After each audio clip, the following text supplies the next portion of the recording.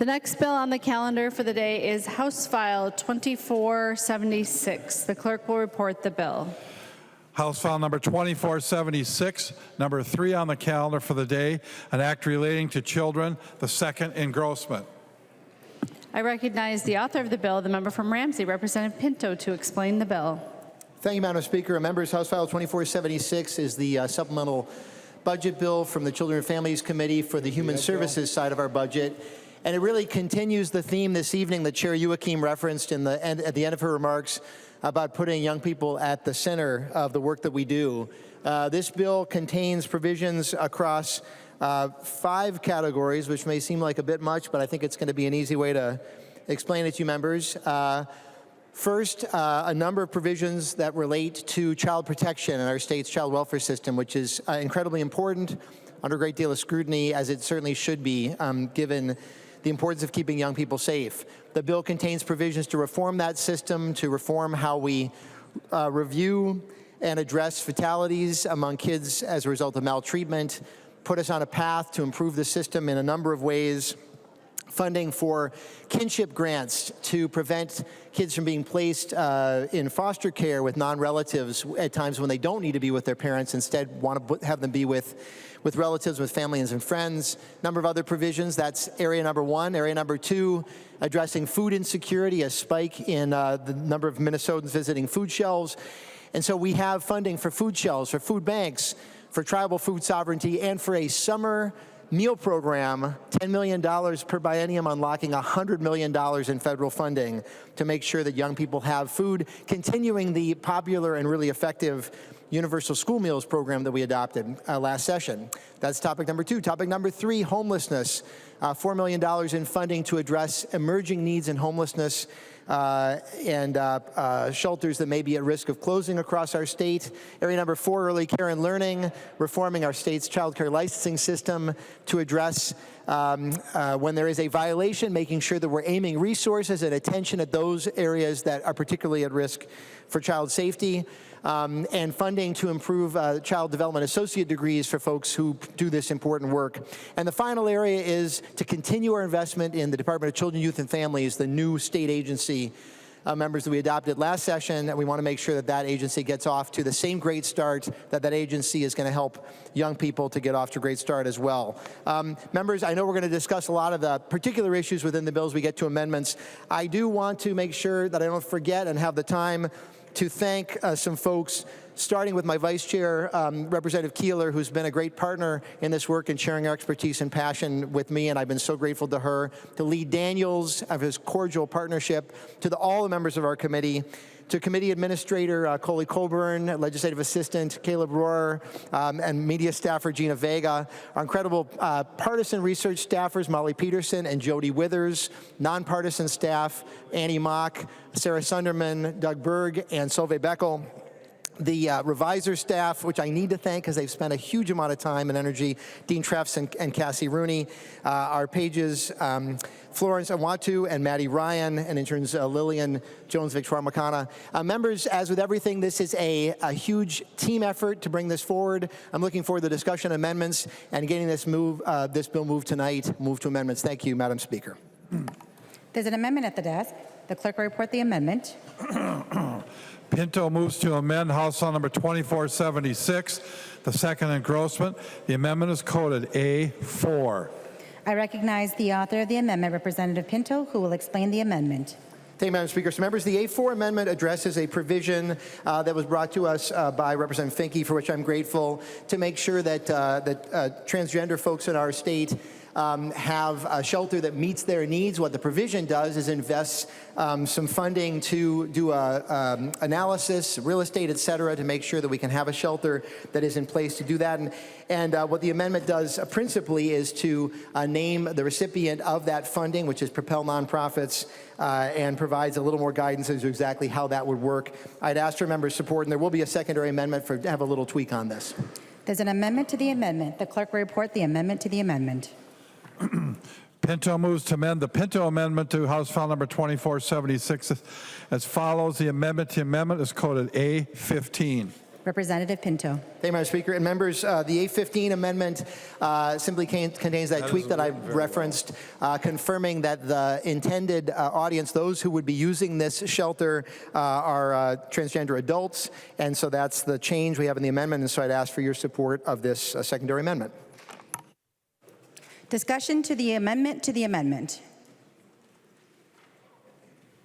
There being no discussion, all those in favor of the amendment to the amendment say aye. Those opposed say nay. The motion prevails and the amendment to the amendment is adopted. There's an amendment to the amendment at the desk. The clerk will report the amendment. Hudson moves to amend the Pinto amendment to House File Number 2476. The amendment to the amendment is coded A17. I recognize the author of the amendment, Representative Hudson, to explain the amendment to the amendment. Thank you, Madam Speaker. Thank you, Chair Pinto. And I also acknowledge the work of Vice Chair Keeler on this as well. You guys have been very responsive to concerns that were raised in committee. The underlying A4 amendment is certainly goes a long way towards addressing concerns that were addressed in committee, and I appreciate that. What the A17 amendment to the A4 amendment would do is, instead of giving this appropriation to propel nonprofits, we would provide it to the better known entity, which is the Wilder Foundation. While there can be debate on whether and how much money we continue to pour into nonprofits, if that's the direction the majority continues to follow, we should at least be very selective with which nonprofits are receiving taxpayer funds. And I will just again point out, we saw this report from the nonpartisan Office of Legislative Auditor last year, where they very specifically told us in very reasonable and not at all uncertain terms that this practice of naming entities that we give appropriations to is not a best practice for grant management in the state of Minnesota. It creates problems when we have entities, which we have seen in various cases that we'll discuss later on in this process, that engage in either bad faith or just lack of due diligence or make honest mistakes. We tie our hands by directly saying we're going to give this much money to these people no matter what. But in spite of that warning from the Office of Legislative Auditor, the majority continues to engage in this practice. So if we're going to do that, I think we at least ought to buffer the risk as much as possible by picking an entity that is a known quantity and that has proven time and again that they can't be trusted, and Wilder Foundation falls into that category. I would ask members to vote yes. Representative Pinto. Thank you, Madam Speaker. And Representative Hudson, I've appreciated the conversation we've had about this in the last week or so. Of course, this amendment would, in fact, name an entity. I'll note that Propel Nonprofits is a well-respected entity, and we can everybody who voted for a budget bill last year, just to remember, you were voting for provisions that had been imposed all sorts of restrictions, all sorts of vetting on nonprofits receiving funding. And I'm looking to Chair Olson for her leadership on that. There's quite a lot of work, and Chair Cleavorn and others. So all those provisions are in place. The challenge with the Wilder Foundation, which was named in an earlier version of this, is that Wilder Foundation has said, we do not have the capacity to do this. We've had conversations with them. You'll note that they are named in a different provision in the bill, so we do have some funding coming to them, but actually we've had specific conversations. They've said, hey, we need to have all kinds of board steps, all kinds of things. And so members, I would ask you to vote no. The intended recipient of this amendment is saying, hey, we're not the right ones to receive this.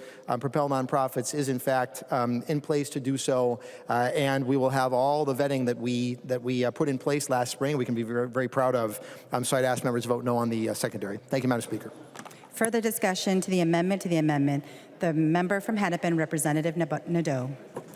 Thank you, Madam Speaker. Thank you, Representative Hudson, for bringing this. And would Representative Pinto yield to a question? He will yield to a question. Representative Nadeau. Thank you, Madam Speaker. Representative Pinto, I work with a lot of nonprofits, and I have never heard of this one.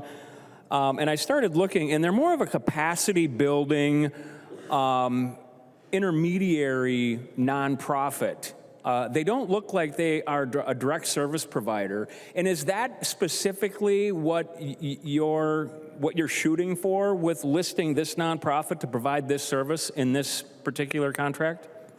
Representative Pinto. Thank you, Madam Speaker. Yeah, so Representative Nadeau, I guess I wouldn't necessarily think that a direct service provider would be the right. When I think of a direct service provider, I think of an organization that is themselves providing service, let's say, to somebody who's hungry or somebody who's homeless. This is a study to say, what are the real estate and other needs to establish a shelter? And so I guess what I'd say is, no, I think that I would expect that Propel would do some of the work. You'll note that some language in the bill would say that they certainly could bring in others who have expertise to look at this. But no, I guess I wouldn't think that direct service provision would be the right characteristic to look for with this anyway. Representative Nadeau. Thank you, Madam Speaker, and thank you for that, Representative Pinto. There's a number of very, very well-established organizations that do real estate development, that do search. They have the capacity to do this. They have the relationships with the people that actually build shelters. They build group homes. They provide affordable housing. I mean, this is not rocket science to do this. And like I say, I'm just curious, and I don't mean to be argumentative, but it just seems out of place, and especially when best practices are not to list. I mean, I work in contracts, and we do RFPs, and they are egregiously difficult. They're hard, they're long, but you know what? We do it because it's accountable, and we do it because it's transparent, and we do it because it's the right thing to do because we're using somebody's money. So I know that Representative Hudson's amendment is just trying to move it to a different organization. And my question is, and maybe I might be out of line, Madam Speaker, and if I am, I can ask my question on the underlying amendment. But my question is, why are you specifying a nonprofit? Why aren't you having the commissioner actually do an RFP and find those people to come and do a request and say, you know what, we've done this work, we can do this work. Why are we specifying this? Thank you, Madam Speaker. Representative Pinto. Thank you, Madam Speaker. And Representative Nadeau, that's a terrific question. I will note that if you vote in favor of the amendment, as you say, you'll be voting for a specifically named nonprofit. So you wouldn't be solving, if you've identified a problem, you won't be solving it by voting for the amendment. But in any case, a particular reason to do that is because of the time that it takes. You know, if you have an RFP, various things go out. We really do want to make sure that we get a study back. I will remind you and all of the provisions that those of us who voted for those budget bills put in place, enacted into law to make sure to really vet nonprofits. And I guess I would say to you, to the extent that there are other nonprofits or organizations that could do this really important and needed work, we're talking about providing shelter for people who are in real great need of that. Of course, you'd be welcome to talk to those folks and introduce an amendment. You know, we've spoken with Propel Nonprofits. They are willing and able to do this work. The nonprofit that's named in this amendment is not, and I don't see, there's not another nonprofit named. So to my mind, that kind of says, hey, we want to make sure to get this work done. We can do so quickly and effectively in time to be able to move on getting shelter for people who need it by next session. Thank you, Madam Speaker. I recognize the member from Ramsey, Representative Fisher. Thank you, Madam Speaker, and I speak in support of Representative Pinto on this issue, having Propel nonprofits remain. I am very familiar with Propel. I've known the organization. The roots go back many years ago to when they used to be the Nonprofit Assistance Fund. They're very involved with helping working with a number of nonprofits, keeping them financially stable, and offering many assistance programs to help educate folks on finances, and they ended up combining with another organization, becoming Propel, where they provide a lot of assistance to nonprofit agencies in many areas, including this type of area. They do excellent work in increasing the services that nonprofit agencies do, better governance, better results. I think this is a great organization for this to be staying with. Further discussion to the Hudson Amendment to the amendment. Representative Hudson. Thank you, Madam Speaker. Thank you, Chair Pinto, Representative Nadeau, Representative Fisher, for your input onto this amendment to the amendment. I'm going to ask for a roll call, Madam Chair. A roll call has been requested. Seeing 15 hands, there will be a roll call. Thank you, Madam Speaker. The reason why I'm asking for a roll call and pressing on this issue, the arguments that have been offered from the majority might be persuasive if it weren't for the lines in the underlying amendment starting in 1.7 through 1.9, where it turns out propel nonprofits is not the end of this chain. Quoting from the underlying amendment, propel nonprofits may contract or consult with other vendors or entities as necessary to complete any portion of the needs analysis and site analysis. So it would certainly appear as though propel nonprofits could potentially be a pass-through entity that farms out this work to God knows who, utilizing God knows what methodology with no real accountability, which is kind of the worst of all worlds, because not only are we naming the entity that we're going to provide this appropriation to, but we're not actually holding them specifically accountable for doing the work. We're potentially having them farm it out to other people who we don't even know who they are, to do it in whatever way they apparently see fit. I don't think that is a best practice. As far as the point regarding Wilder Foundation, you actually bolster my confidence in Wilder Foundation by saying that they've stated that they're not willing to take this on at this time. The appropriation can be utilized, as far as I understand it, at any point. They don't have to do it today. They can do it when their bandwidth opens up, when they have the capacity to take it on. The fact that they're willing to recognize, you know what, we have limited capacity. We're an entity that has to have certain checks and balances in our process in order to approve this, in order to make it go forward. That bolsters my confidence that they're actually dotting their I's and crossing their T's. And so if there is a delay as a result of their limited bandwidth, I think that's acceptable for the trade-off of being able to have an entity that's named, that's accountable, that is not going to farm it out to God knows who to do God knows what, and is going to get the job done in a manner that is befitting the reputation that they have earned. And so, members, I would suggest that you vote green. Thank you. There being no further discussion, the clerk will take the roll.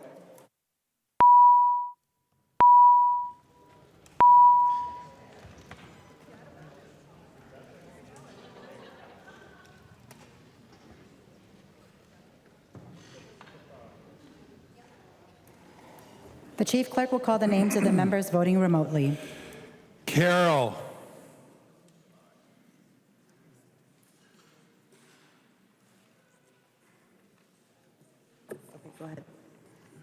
Carroll, no. Carroll, no. Becker Finn. Becker Finn, no. Becker Finn, no. Howard. Howard votes no. Howard, no. Keel. Keel votes aye. Keel, aye. Cagle. Cagle votes no. Cagle, no. The clerk will close the roll.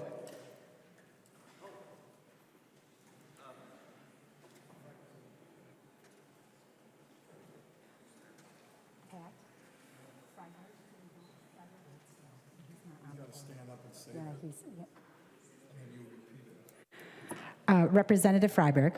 I vote no. Freiberg votes no.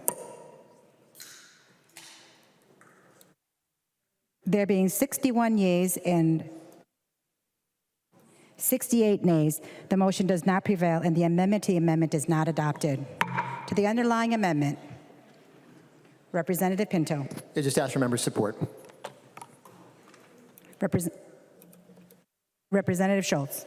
Thank you, Madam Speaker. Would Representative Pinto yield? He will yield for a question. Representative Schultz. Thank you, Madam Speaker. Representative Pinto, could you state for the body what statute are you citing from last session that provided additional guidance over the way that nonprofits are governed?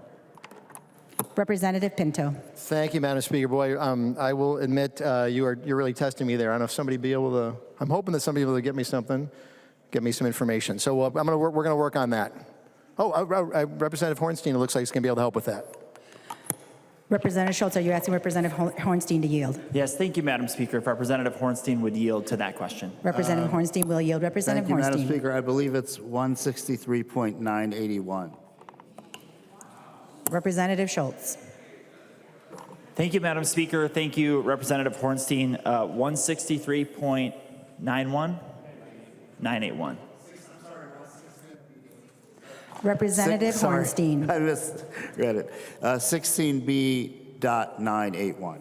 Perfect. Thank you. Representative Schultz. Thank you, Madam Speaker. Thank you, Chair Hornstein. I appreciate it.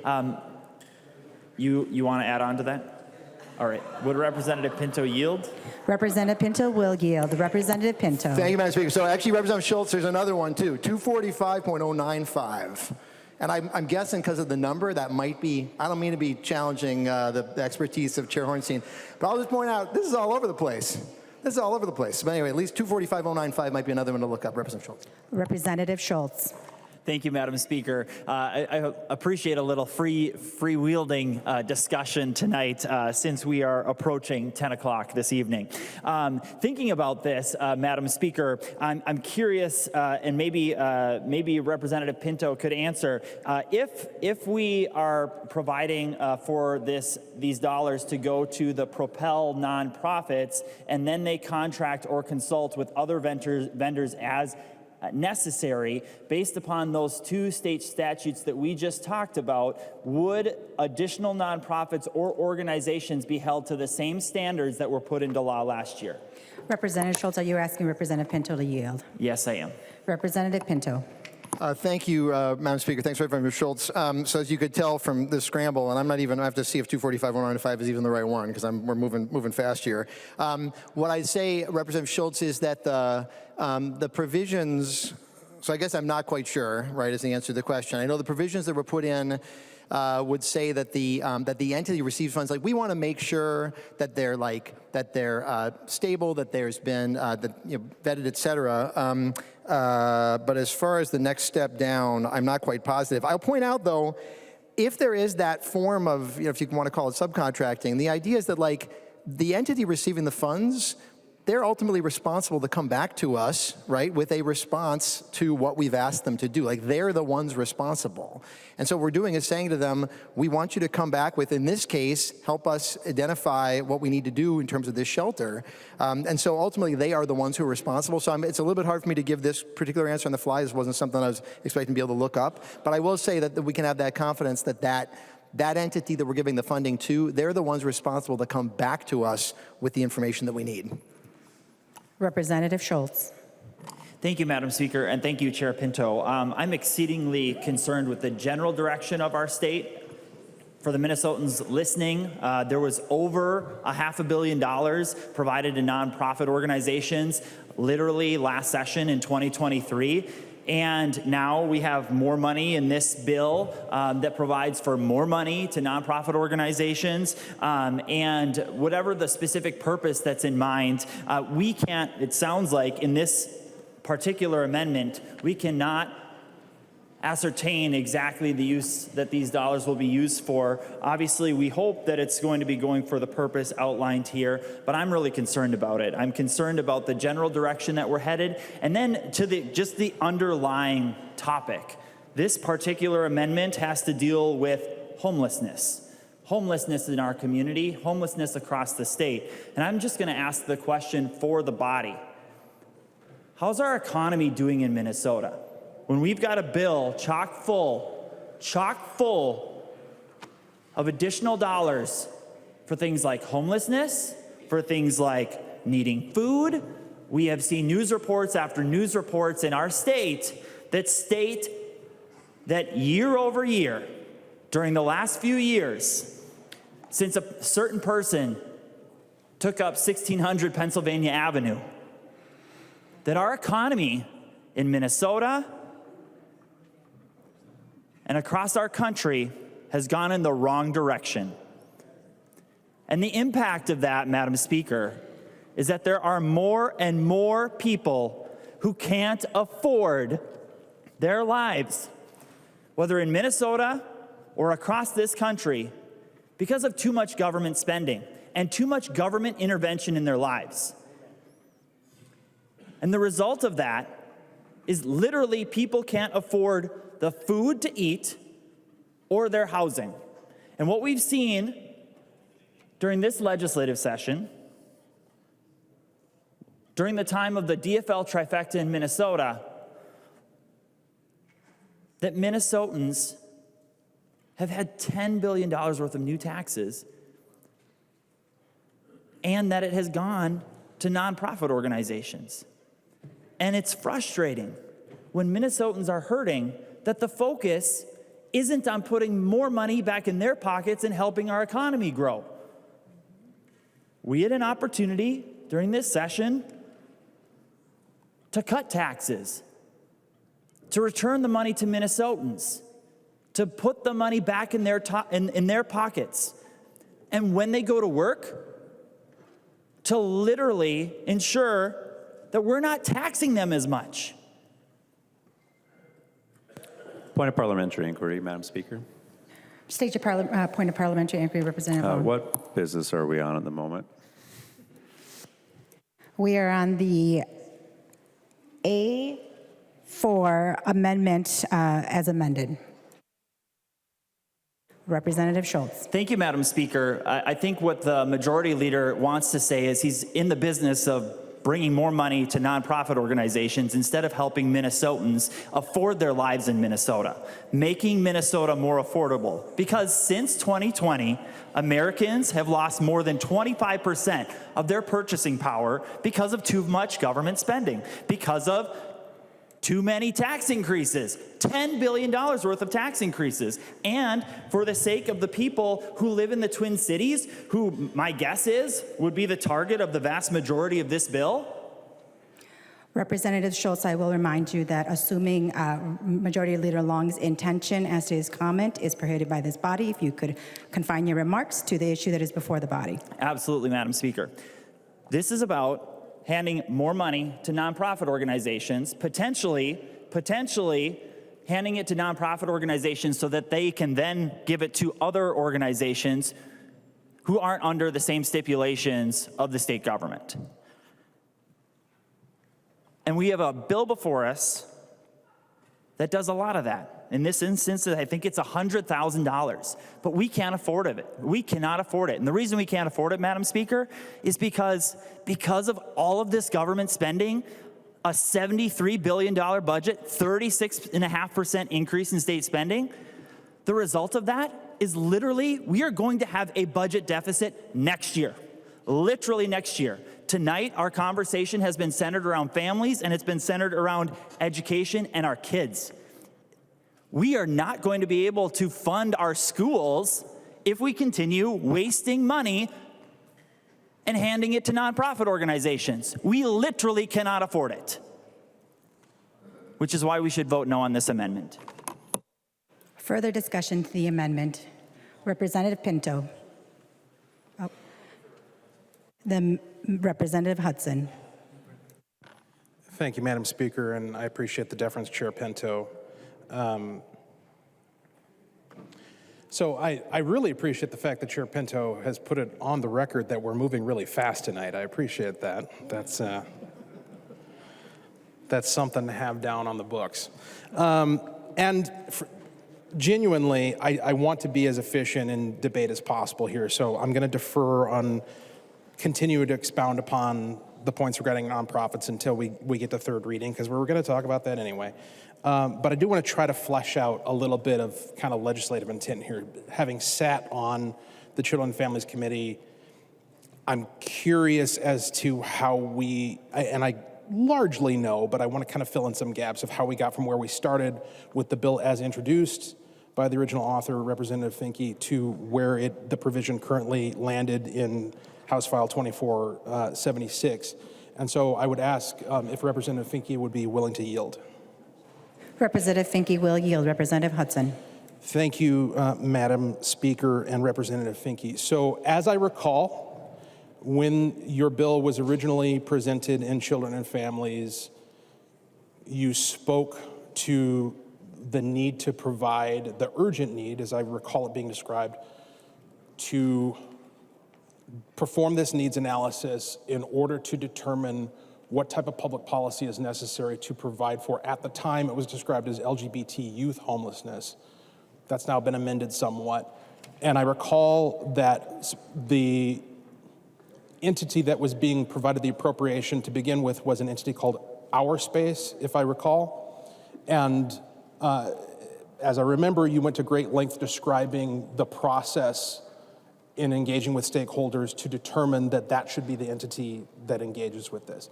My question is kind of twofold, and maybe it's the same, we'll see.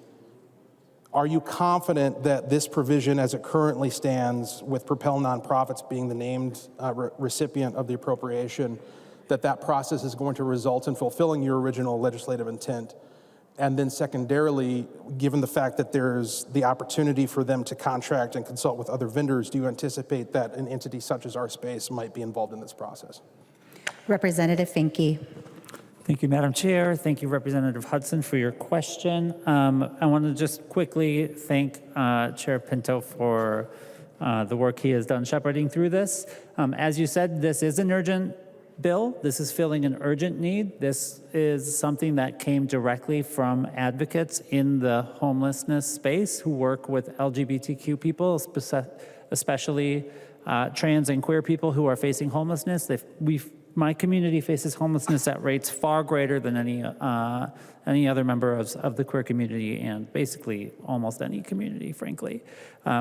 It was originally youth. We had the word youth in the bill because I learned this as we went here. In the world of homelessness services, youth is up to age 24. And the request from the community came specifically asking, right? It came from an organization that serviced homeless teens and children, and they said, we are getting an influx of people who are requesting our services who are over 18 and over, and we just don't serve those people. That's not the community that our organization serves. They're trying to be they're going to traditional shelters. We can talk, hopefully we don't have to talk too much about this, but traditional shelter spaces are very difficult communities for trans people. We can just be honest about that. And they said, we need a trans shelter. We need a place specifically for the people who are coming to Minnesota because of the amazing and powerful work that we have done. And we have a place where we can give them a safe place to sleep at night where they don't have to worry about the people surrounding them. So that's how we got to the spot that we needed. I met with 14 organizations. We did a big community conversation about how this work should look. An organization came to the top of that conversation. As you said, Representative Hudson, it was Our Space. As the process moved forward, it changed to Wilder. As the process moved forward, it changed to Propel. Lawmaking is complicated. Decisions change. I think that's good. Being responsive to the needs and the conversation is a good thing to do when we're making policy. Wilder was excited about this. They didn't pass on it because they don't care about this work. But I wanted this work to move. I wanted this work to move as fast as possible because my community needs it.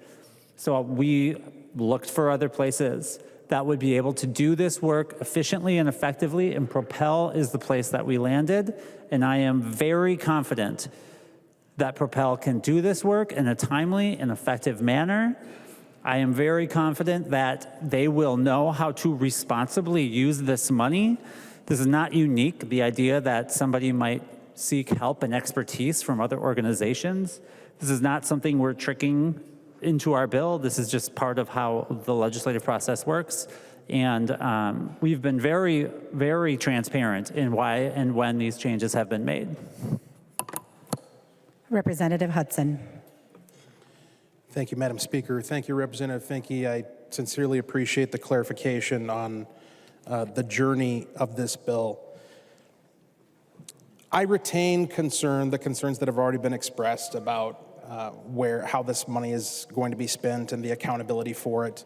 However, I do support the underlying amendment. It does represent a great improvement from where the bill started, and it does align the underlying bill, with the intention that's being expressed here tonight. I appreciate all of that. You didn't have to do any of it. You could have just shoved through whatever you wanted. So again, I very much appreciate the fact that you've been accommodating to the conversation that we've had. And we will talk more about those concerns about nonprofits when we get to third reading. Thank you, Madam Speaker. I recognize the member from Chisago, Representative New Brindley. Thank you, Madam Speaker. And Representative Hudson, we might talk a little bit more about it right now. Because, you know, last year we put some statutes in place to put some guardrails around money going to nonprofits. And of course, the reason for that is because Democrats have poured so much money into this system of nonprofits that it completely ran amok. It completely ran amok. And you know, while we're very confident that Propel can do this work, you were also very confident that DHS could do the work. In fact, just earlier this session, so not even a month ago, we were told that DHS is great. They do their own audits. They make sure that everything is going just fine until last week when we got a new OLA report that it's not just fine. And they are still not properly managing money going to the nonprofits. Now, interestingly, what this most recent OLA report said is that you know what they're doing wrong? They're actually not verifying that these nonprofits are financially solvent. They are not verifying that these nonprofits can even manage the work. That's what they're doing. And so now we're just bypassing this altogether, and we're just going to give the money directly to the nonprofits. What a clever solution. It's very clever. Now we're just skipping the middleman altogether. We'll just skip them all together and give the money directly to the nonprofit. But don't worry, I'm sure they can do it. I'm sure they're fine. I don't know, have you checked the financial solvency? Have you done the work that the agencies are supposed to do? Have you followed those parameters yourselves and followed those guidelines? Have you done that legwork?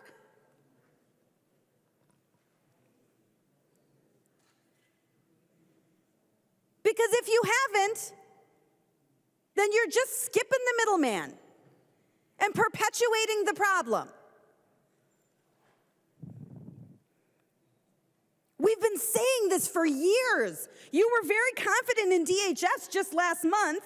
Certainly, what was it, 2 or 3 years ago now, you were very confident in feeding our future.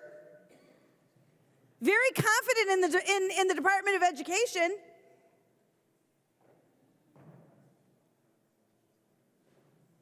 Of course, that's now come to light.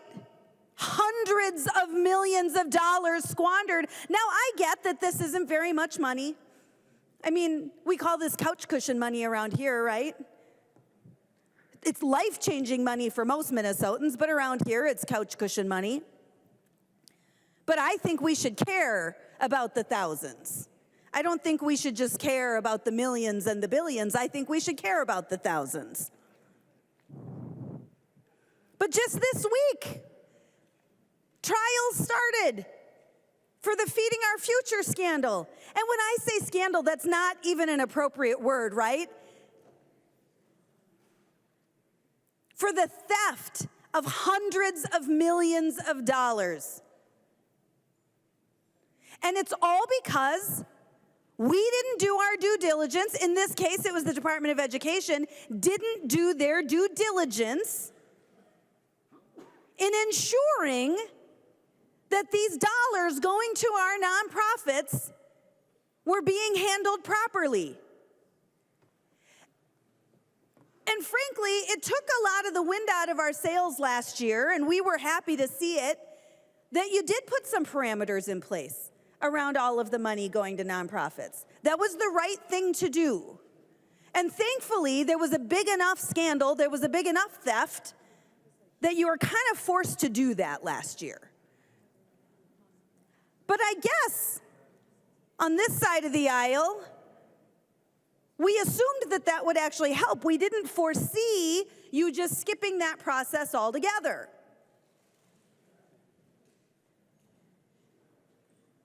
But this is the problem here. This is the problem. When you think there might be a roadblock to what you want, you just remove that roadblock. We'll just go right around that. It's just wrong. It's just wrong. And particularly on this issue, like what's it gonna take? Federal trial started this week on feeding our future. What is it going to take for you to care about what is happening with these dollars? What is it going to take for you to care about being a steward of the people's money? Because it's not your money. It's not your money. But my goodness, you sure treat it like it is. So if this feeding our future scandal didn't do it, I don't know what will. I mean, like I said, we just had a new report out last week. That doesn't change what you're doing. Folks, you got to start caring. You have to start caring.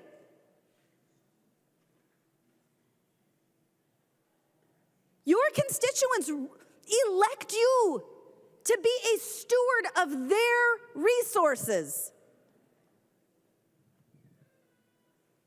And this is not it.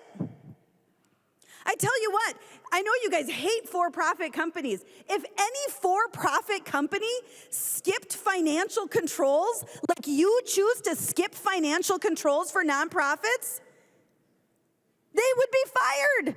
They would be out of a job. In many industries, they would lose licenses. They would not be able to practice anymore. If for-profit companies who actually have to answer for their actions did what you do, they would lose their licenses and certainly lose their jobs. But not here. Here, we're just going to skip that. We know we put some controls in place last year. Frankly, we really schnookered those Republicans last year and told them, don't worry, let me just pat you on the head. Don't worry. We took care of it. We're going to put this language in place that's going to make sure that we're going to do it better. We're going to do better in the future. Until you don't want to. Until you don't want to. Until those guardrails become an inconvenience. Then we're just going to do what we want and send money directly to a nonprofit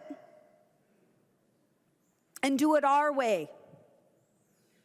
I don't know what it's going to take, folks. I don't know what it is going to take to get you to start caring about financial controls, about integrity with what we are doing and how we are spending the people's money, because it is not ours. What's going to make you care about being a good steward? We're just looking for a little integrity. You're the ones who put these rules in place. You are the ones who put the guardrails in place. A little integrity would be really lovely to see right now. But apparently that's not happening tonight. Further discussion. There being no further discussion, I do not believe there was a roll call called on this. So there being no further discussion, all those in favor of the amendment as amended say aye. Those opposed say nay. The motion prevails and the amendment is adopted as amended. There's an amendment at the desk. The clerk will report the amendment. Pinto moves to amend House File Number 2476, the second engrossment as amended. The amendment is coded A3.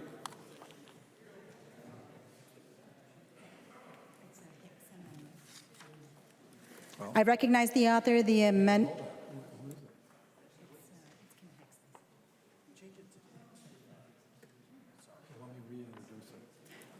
The clerk will reintroduce the... Hicks moves to amend House File Number 2476, the second engrossment as amended.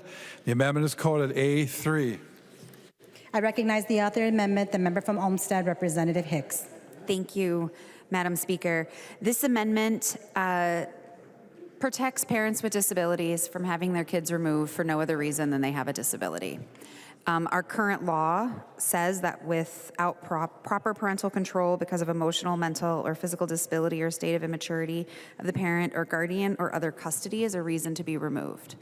That has sometimes been interpreted as a disability is enough. So what this does is it clarifies that it can't just be because of a disability.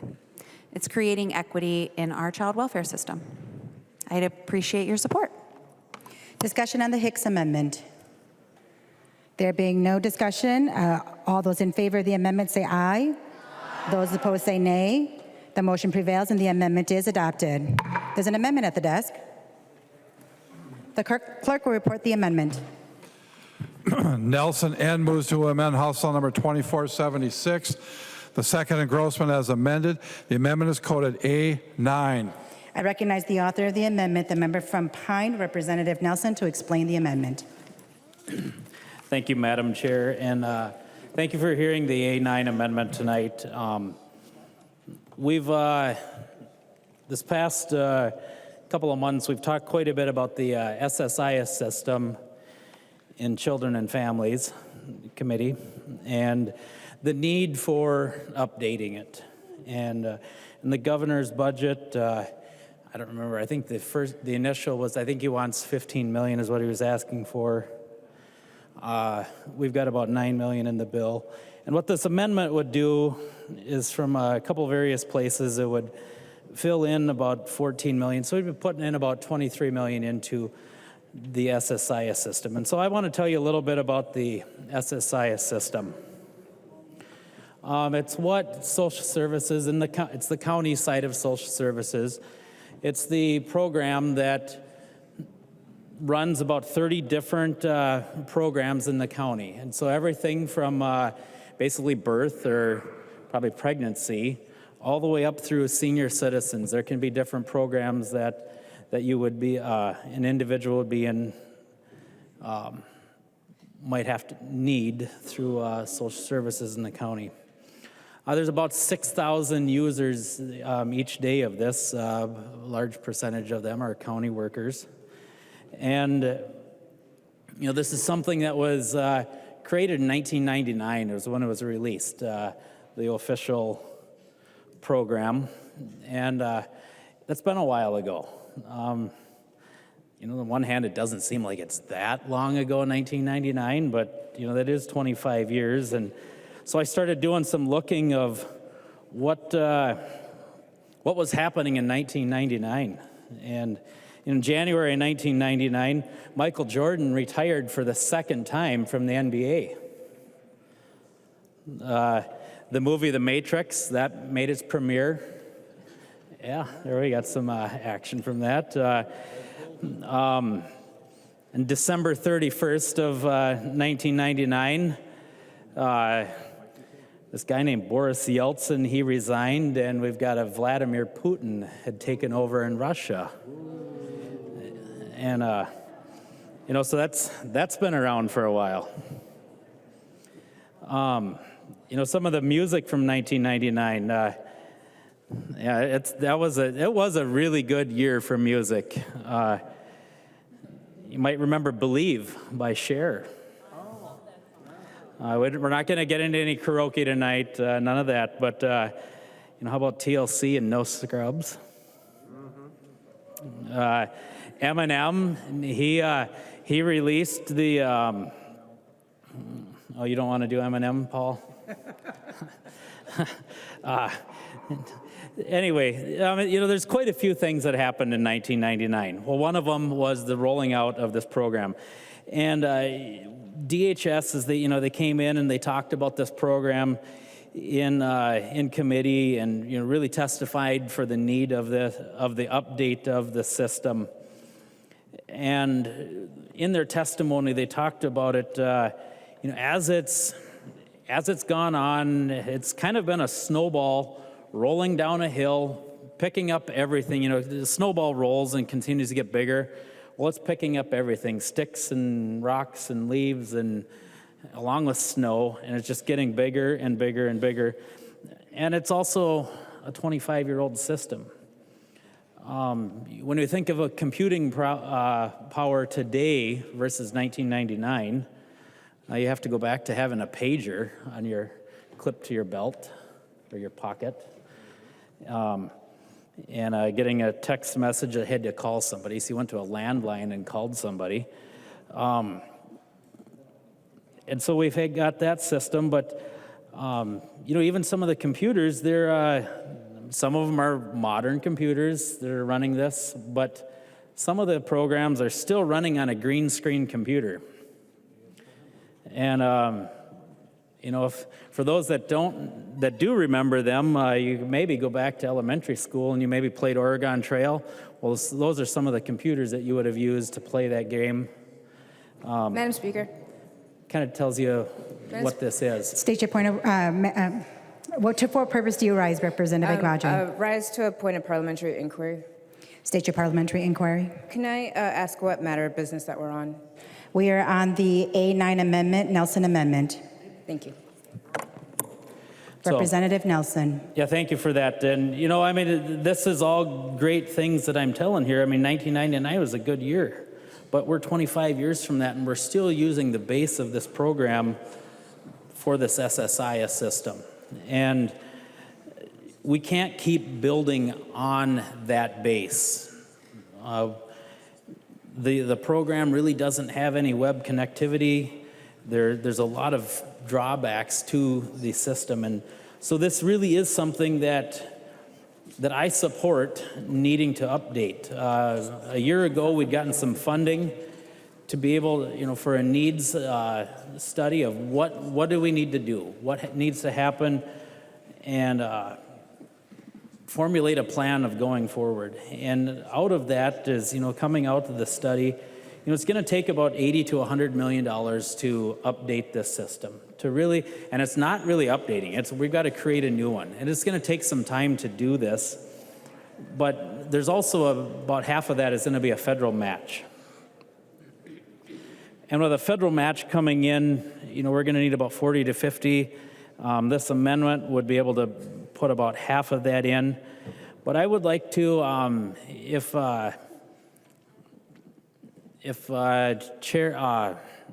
Representative Hicks would yield, I think you've worked a little bit with the SSIS system. If you could give, or maybe on the state side if you have, but I know you've got some connection with the SSIS system. If you could kind of explain a little bit of the clunkiness of the program, please. Representative Nelson, Representative Hicks will yield. Representative Hicks.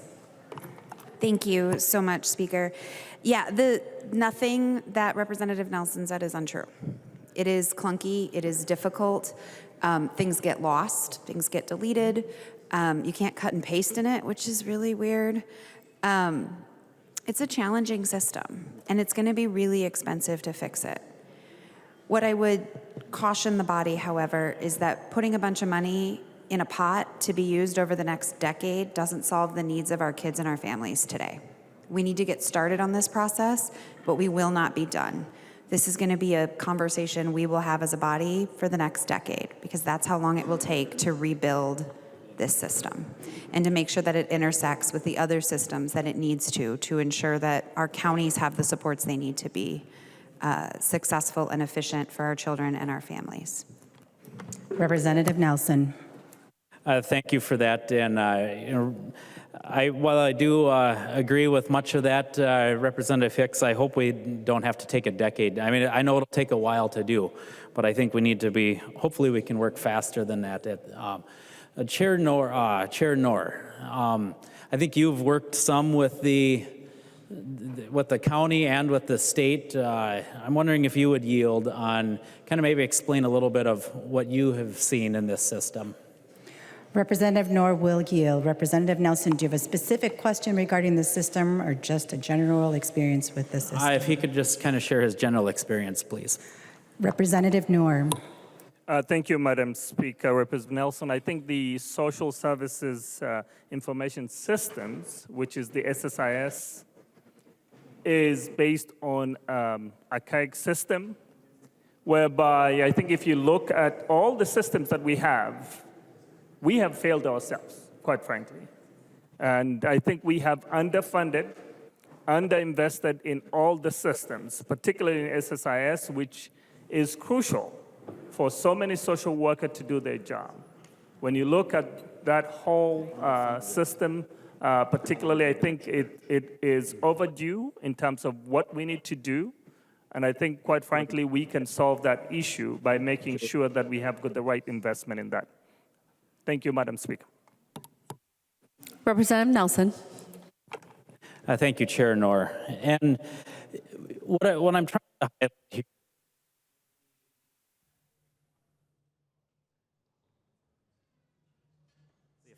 there we go.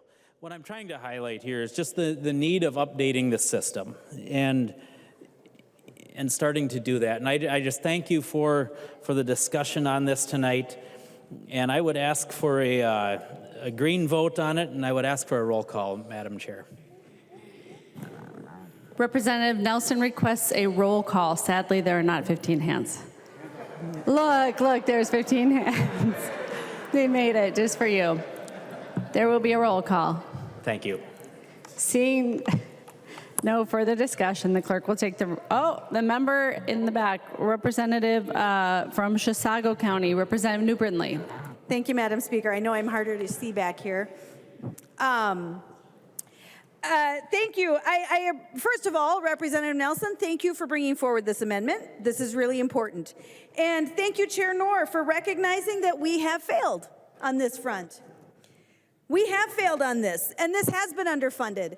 And this is one of those things that really gets me when I think about $17.5 billion last year, plus an additional $10 billion in taxes that Democrats chose to impose on Minnesotans. We had almost $30 billion last year to work with. And we have known about this problem for years. I mean, Representative Nelson is talking about the 90s. We're talking decades. And we've been talking about fixing this around this place ever since I've been here. I've been here 8 years, and we've been talking about it the whole time.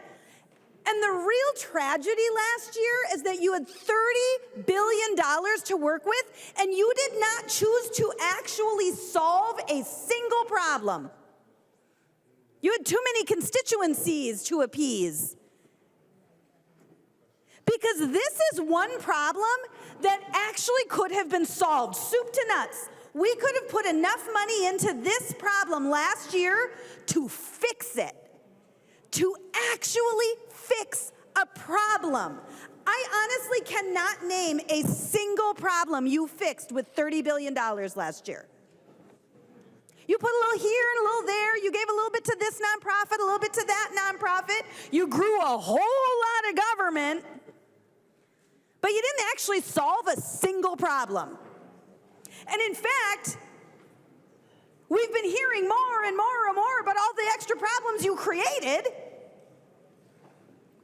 But this SSIS system is embarrassing for the state of Minnesota.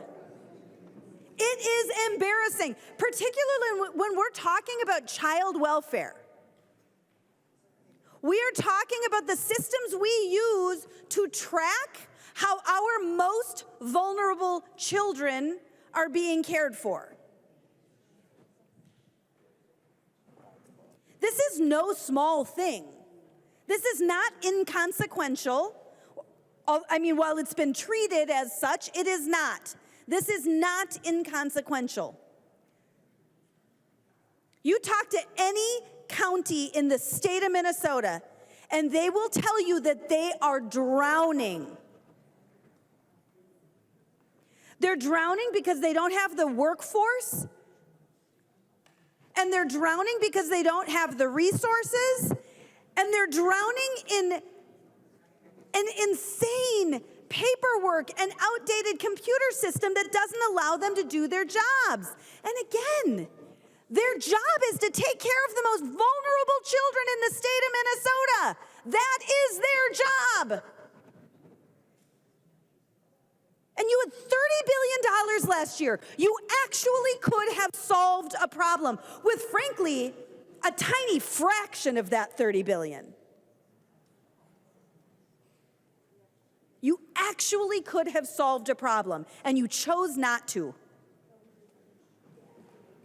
In fact, I look forward, maybe we'll get this the rest of the session. Maybe we'll hear a problem that you actually solved. Just one. I would love to hear one problem that was solved, soup to nuts.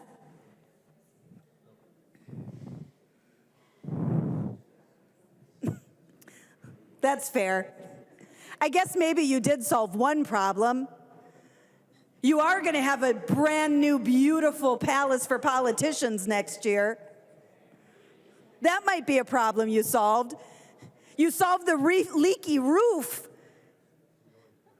You solved the problem of a leaky roof by spending $750 million on a new palace for politicians.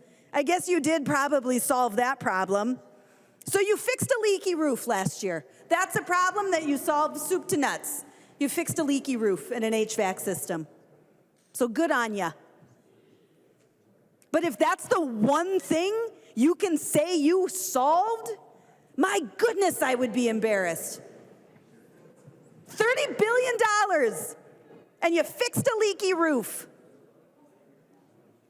Well, every single county social worker in the state of Minnesota is telling you that they cannot do their jobs properly, that you are making their jobs harder.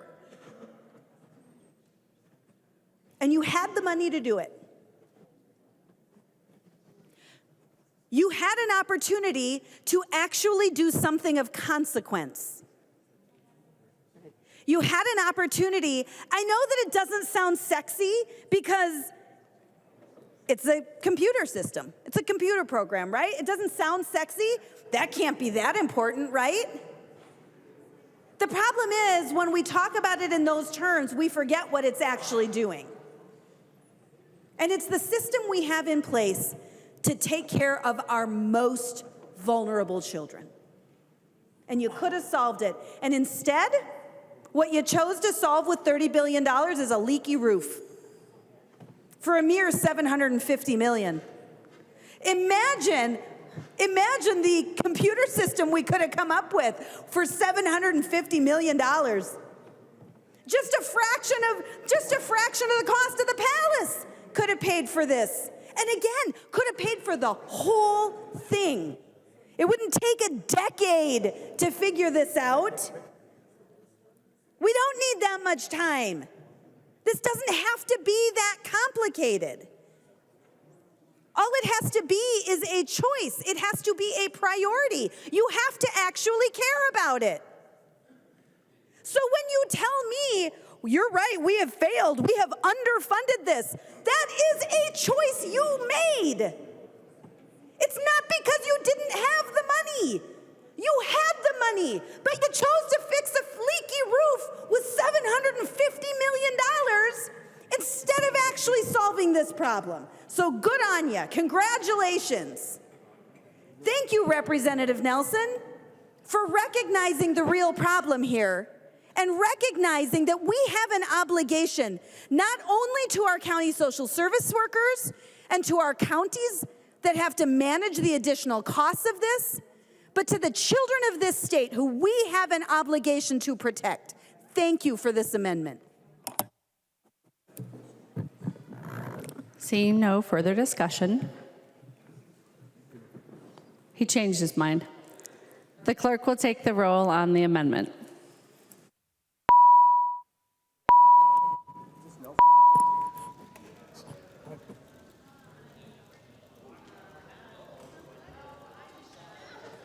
Sorry, I pushed the wrong button.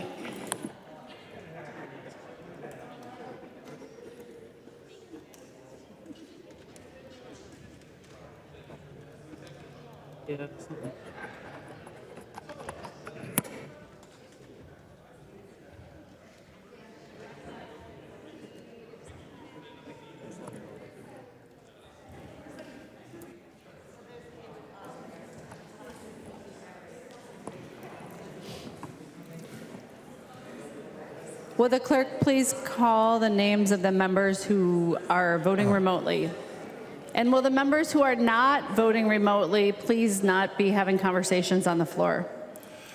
Carol.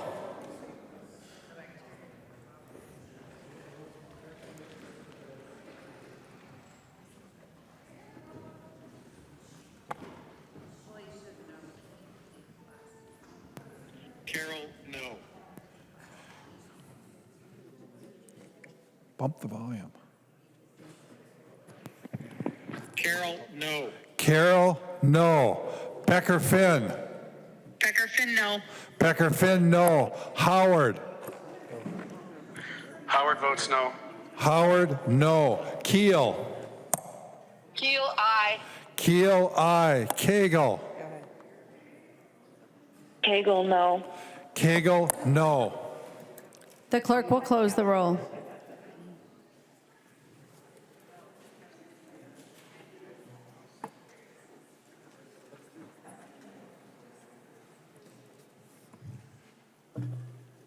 There being 61 ayes and 69 nays, the motion does not prevail. The amendment is not adopted. There is an amendment at the desk. The clerk will report the amendment. Zalesnikar moves to amend House File Number 2476, the second engrossment as amended. The amendment is coded A14. The member from St. Louis, Representative Zalesnikar. Thank you, Madam Speaker. Members, the A14 amendment is to provide, to take the $14 million in the startup grants, or to move that money to allow for funding for startups for family child care. We have over 300,000 children that need child care in the state of Minnesota right now, under the age of school age, under 6. And with over 50% of greater Minnesota seeing a loss of family care, child care providers, this would allow for home renovations and initiatives to get families into the child care market to serve, so that people can enter the workforce. Because quite frankly, if you don't have child care, you can't even enter the workforce. And I sit on the workforce committee and children and families. So while I appreciate the initiatives that Representative Pinto has done as chair to create a new division and a new department, right now, I just think it's the cart before the horse. We have to make sure our children have child care so that our workforce can be at work, if that's what they're choosing to do. And this just moves the money from that new initiative of a new department, leaves it as is, and allows us to address a crisis in our state, which is family child care, and allows for this money to be moved. I urge members to vote yes. Discussion to the amendment. The member from Douglas, Representative Franson. Thank you, Madam Speaker and members. Thank you, Representative, for bringing this forward. Members, this is a very easy amendment to vote on. Do you want to grow government, or do you want to grow the economy? It's that simple. Grow government, or grow the economy. Members, child care providers play an integral part in our economy. We have heard today, and we have heard many times this legislative session and previous legislative sessions about the fact that child care providers are becoming more and more non-existent. They're just dropping out of the field. They need the assistance, they need the support. People can't go to work without childcare. Try finding an infant spot these days. The childcare providers just are not there. If you want to get pregnant, great, have a conversation with your childcare provider and see where on the list you may end up on. Okay, some people have to wait 2-3 years before they can actually have a baby because there's not a spot available there. Some parents are having to travel 20-30 miles to get childcare, and that's in rural Minnesota. This is a real issue. So what we're simply doing here is just saying, hey, you know what, government, you have grown enough. The last session, when we raised taxes by $10 billion and squandered a $18 billion surplus, we also grew government nearly 40%. Nearly 40%. Meanwhile, as we heard from Representative Schultz, the American buying power has plummeted. But the growth of government has skyrocketed here in Minnesota. So, members, a simple yes on this vote on this bill says that you want to grow the economy and you want to assist child care providers in making that happen. Members, we cannot grow the economy without child care providers. Thank you. Sorry, Representative Pinto. The member from Ramsey, Representative Pinto. Thank you, Madam Speaker. Well, first, I really appreciate the sentiment here and the acknowledgement about the centrality of early care and learning to our economy and to our society. That's phenomenal. And that, in fact, the recognition that this is a public good that needs and deserves public support. That is critical for child care and early learning. I want to just recognize the good work that we did collectively last session, that we've done this term in terms of supporting this critical sector. The investments for support for low-income families especially, which of course flows to those providing services to them, but also to providers, to family child care providers, to child care centers, to everybody doing this important work in the form of the Great Start compensation supports, and in the form of grants for facilities improvements, which are continuing. That started, I think, in 2021, have been continuing for a number of years and making a big difference. I would ask members to vote this down because of how it is shifting the funds around, but I very much appreciate, as I say, the sentiment, and I want to make sure that we recognize the good that we've done. The challenges that we're experiencing in child care and early learning are happening all around the country. They're happening in red states, they're happening in blue states. They have to do with just the dynamics of society and the economy. What's happening differently in our state is that we are taking steps to address that. We did so last session. We need to do a lot more. We can be proud of the work that we've done, but I would ask that folks vote this down. Thank you, Madam Speaker. The member from Chisago, Representative New Brindley. Thank you, Madam Speaker. Members, you have a binary decision here. You can vote to expand government bureaucracy, or you can vote to expand access to child care. That's what's on the table with this amendment. The funds that are being shifted, as Chair Pinto noted, yep, it's shifting funds around. It is shifting funds from growing government, from growing the bureaucracy, and instead it is taking those funds and expanding access to child care. That's your choice. It is literally no more complicated than that. That's super easy. I will choose expanding child care for Minnesota families, expanding the workforce for Minnesota. I will choose that any day of the week over expanding the bureaucracy in St. Paul, because the last thing we need is more government in this state. It's the last thing we need. This is an easy choice, members. Again, you can choose. If you vote no on this amendment, your choice is to grow government. If you vote yes on this amendment, your choice is to take that money and instead of growing government, expand access to child care. That is your binary choice with this amendment. Easy yes vote. Representative Zalesnikar. Thank you, Madam Speaker. And before I go farther, I'd like to ask for a roll call. Representative Zalesnikar requests a roll call. Seeing 15 hands, there will be a roll call. Representative Zalesnikar.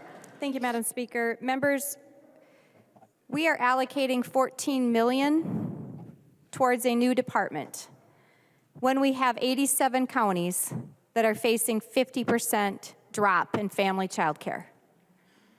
We are trying to build an economy fully knowing that we don't have any level of adequate child care provider levels, especially hurting Greater Minnesota. Greater Minnesota has many communities that do not even have one center. They rely on family child care. They rely on family child care for 24-hour operations.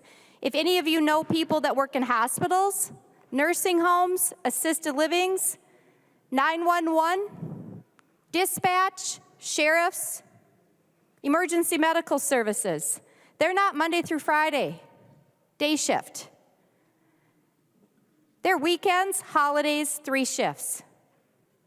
Greater Minnesota has depended on this. And without family child care, we can only expect to see more people exit the workforce. We had $17.5 billion. We didn't choose to use that last year, but we knew we had an issue. How did we know that? Because I'm on Children and Families. And in November, First Finance presented to our entire committee that 1,300 providers were surveyed. And they were surveyed before we left session. But the first we heard about the survey was after session ended, and the budget was done, and this committee voted on it. And in November, First Finance testified that 1,300 providers were concerned that their financial portfolio was on the line, and they didn't know if they were going to make it. And why is that? Because we are expanding voluntary pre-K. They said this in the survey. This is not Representative Zalesnikar. They said, we're concerned with the expansion of preschoolers going to the schools. We asked why. Why is that concerning? Because they lose money on infants, they break even on, they start to make a little money on toddlers, and where they really start to turn the corner is the preschoolers who are now leaving potentially to go to the schools. So if that happens and we pull the 4-year-olds to the schools, and we lose more family child care providers and more centers, my question to this body is, who's caring for the infants and the toddlers? Are we going to add this to the schools next? Because we may not have any providers in rural Minnesota or greater Minnesota that's left to take care of the children. So members, I ask for a yes vote for the saving of family child care across the state. Vote yes. The clerk will take the roll on the amendment.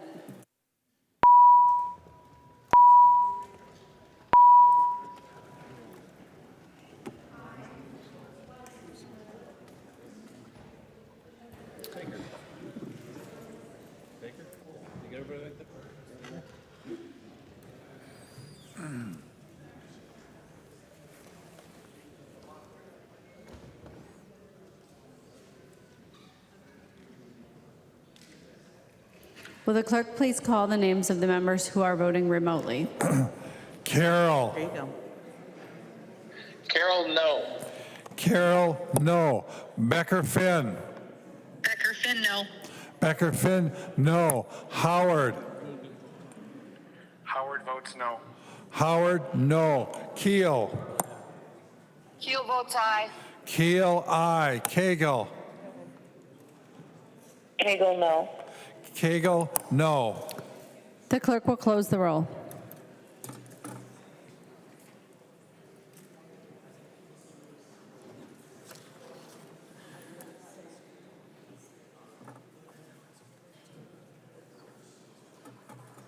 There being 61 ayes and 69 nays, the motion does not prevail. The amendment is not adopted.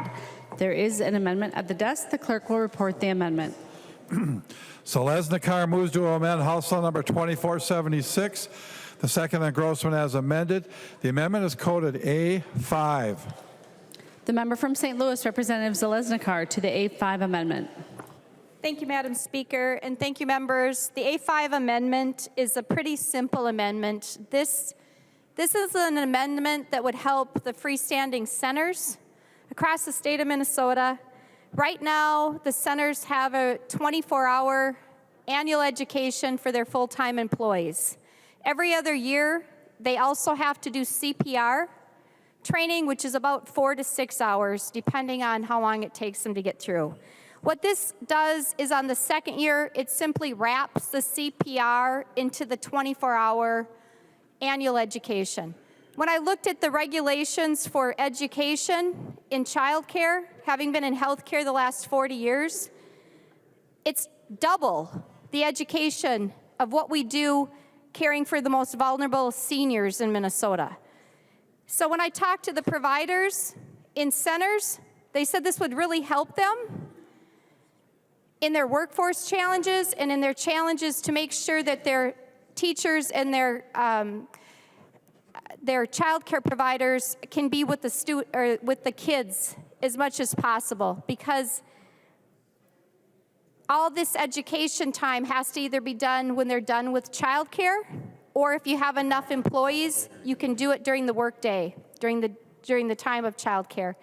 So this is I think a friendly, common sense amendment that just allows 24 hours annual education to continue to happen, and it allows the CPR module to be rolled in the second year. I ask for a green vote, members. Thank you. The member from Ramsey, Representative Lee. Thank you, Speaker. I rise in opposition to this amendment and ask members to also oppose it. As a fellow member of the Children and Families Committee, I think we all know there's an important balance to strike between supporting our child care providers and also implementing regulations to ensure that our most vulnerable young children are not at risk. And this amendment does not strike that balance. I'd like to direct members to line 1.20 of the amendment, like Representative Zalesnikar has described. This would mean CPR training it would now count towards these in-service hours. And so the member mentioned that child care center staff now are required to do only 24 hours of training. The important context here is that in 2019, the legislature, us, or our predecessors, already made changes to child care training requirements and reduced the number of in-service hours from 40 to 24. That is a significant reduction. I'd also like to point out that CPR and first aid training can be as much as 8 hours, and so making CPR training a third of these required in-service training hours does not make sense when we've already reduced these training hours so much. And for these reasons, I'd urge members to vote no. Thank you. Discussion. The member from Traverse, Representative Backer. Yeah, thank you, Madam Speaker. I stand in favor of this amendment for a couple of reasons. Of course, CPR is extremely important. And generally, if you're not an EMT or a paramedic, most of your CPR training is going to be about 4 hours. You'll get into more extensive training if you run on an ambulance. The reason I think this makes sense, we got to make it easier for our child care providers. In greater Minnesota, it is hard to get the child care. At the same time, we have to have that balance, and I think this balance is very important. I remember my second run. It was to in-home child care, and it was an infant not breathing. Those type of runs are extremely stressful, and on that one, I was very glad when I walked into the door, the provider did CPR, and the infant started to breathe when I walked into the door. So it is very important to have this training, but if we make it so cumbersome that people can't provide the training, then what happens is we lose the child care provider. We're also losing a person who can just provide lay women or men CPR out in the public. So this is a good amendment. Thank you. I would ask to vote green on the amendment. It's practical, and then it also helps individuals, infants and childs who need that type of care. Thank you. Discussion. Representative Zalesnikar. Thank you, Madam Speaker. And members, the annual training is 24 hours. And in talking with the providers who do this training often, Representative Backer's right. It is generally 4 hours. So we're talking about 20 hours of the regular training modules, which is infection control, like we do caring for vulnerable adults, many of them, cleaning, procedures, behavior interventions, and it's a 4-hour difference. I guess I'm very disappointed that we can't do some reasonable, zero budget impact things for our providers. We are lowering, I just listened to the standards being lowered in educations all day, all night. And yet we're doing nothing for childcare. And the fact that it was 40 hours is not reasonable. It's absolutely not reasonable. We have to be willing to look at how to make it reasonable so that we actually have childcare providers. If we find it reasonable to lose 75%, then we keep going around the tree the same way, because that's what's going to happen. And if we cannot find some reasonable initiatives that have no budget impact and really still allow a very high continuing education, and it's not going to compromise safety, I don't know why any member in this room wouldn't vote yes for the centers to exist in Bloomington, in northern Minnesota, where we have one center in 2 harbors, and a few centers everywhere else. We cannot afford to make things more cumbersome for the child care industry and expect to have better outcomes. We are not growing our child care in centers, and we certainly are not having it happen in families. Members, vote yes. All those in favor of the Zalesnikar amendment, please say aye. Aye. Those opposed, please say no. No. The motion does not prevail. The amendment is not adopted. There's an amendment at the desk. The clerk will report the amendment. Zalesnikar moves to amend House File Number 2476, the second engrossment as amended. The amendment is coded A6. The member from St. Louis, Representative Zalesnikar. Thank you, Madam Speaker. Guess what? Another child care amendment to try to help an industry that's absolutely crying for help. And what this does is allow a reasonable provision that if you are a parent and you want to stay home with your children, that 2 of your children would be exempt. Right now, if I want to stay home and care for my children, they count in a staffing ratio. If I go work at a center, it doesn't work the same way. The staffing ratios are different in our bordering states, and the staffing ratio that I'm asking for is that we would allow our family child care provider to have 2 of their children not count in the staffing ratio. And I'll give you an example. If I'm staying home and I can have 10 kids, 6 are at home during the school time, 4 are at school. This does not change the formula for how many infants you can have or how many toddlers you can have. I might have 2 kids that are at school. I might have a 4-year-old and a 5-year-old, a 3-year-old and a 5-year-old. It doesn't change how many infants you can have and how many toddlers you can have.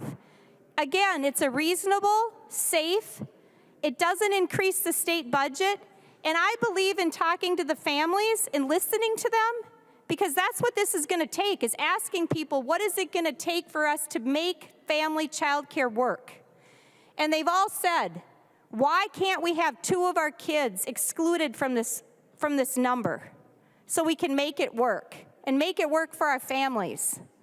So members, on behalf of the state of Minnesota and for the workforce that is spending hours calling frantically because they can't find an infant placement, a toddler placement, or even a daycare provider that's going to have an opening, I would urge you to vote yes. Thank you. Discussion. The member from Ramsey, Representative Pinto. Thank you, Madam Speaker. Representative Zalesnikar, thank you. I'm going to have to disagree, though, about this being reasonable.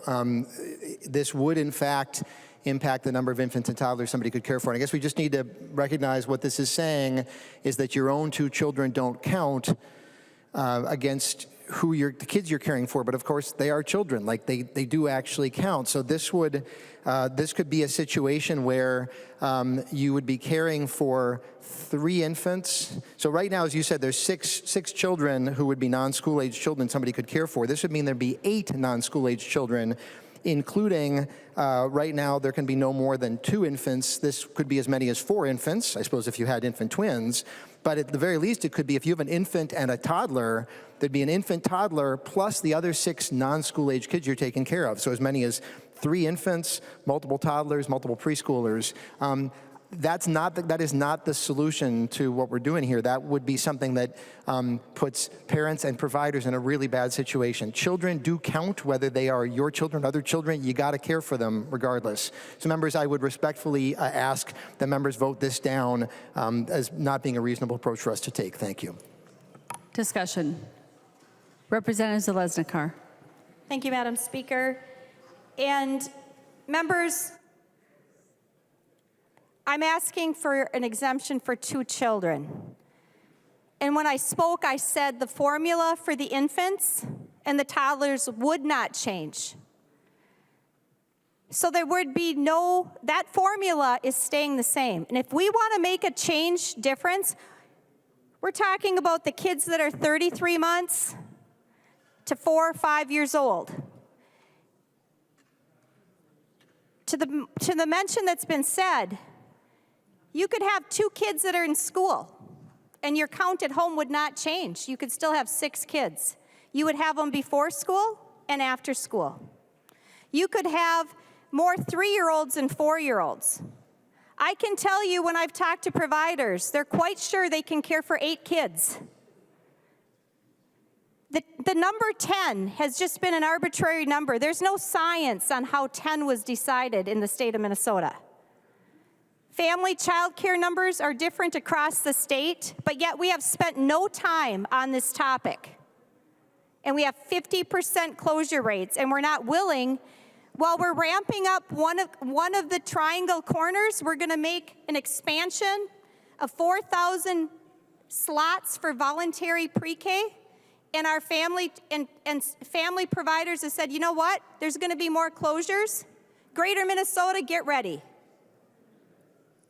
And we're not willing to look at solutions. But we're lowering all the test scores for everybody else. We don't even have to take tests.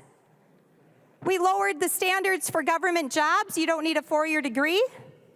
We've lowered standards everywhere. And that's not changing education outcomes. It's not changing outcomes for anybody, except childcare. We can't look at how we define quality in childcare. And quite frankly, it's appalling to me because I live in Greater Minnesota and I see the families, and there's no doubt in my mind. My mom is one of 11. My father-in-law was one of 11. You go to families, I can pick people in this room that would say, there's many people that would say caring for 8 children in a home is not going to be a situation where quality can't be achieved. And to not consider this, I think is being really short-sighted, and history's going to show it. I urge you to vote yes. All those in favor of the Zalesnikar amendment, please say aye. Those opposed, please say no. The motion does not prevail. The amendment is not adopted. There's an amendment at the desk. The clerk will report the amendment. Zalesnikar moves to amend House File Number 2476. The second engrossment as amended. The amendment is coded A7. The member from St. Louis, Representative Zalesnikar, to the A7 amendment. Thank you, Madam Speaker. The A7 amendment is another amendment that came from a child care provider. So maybe this one will be considered a friendly amendment. This is a really simple thing. And actually, I went to the family center, or the center in Hermantown, to see this.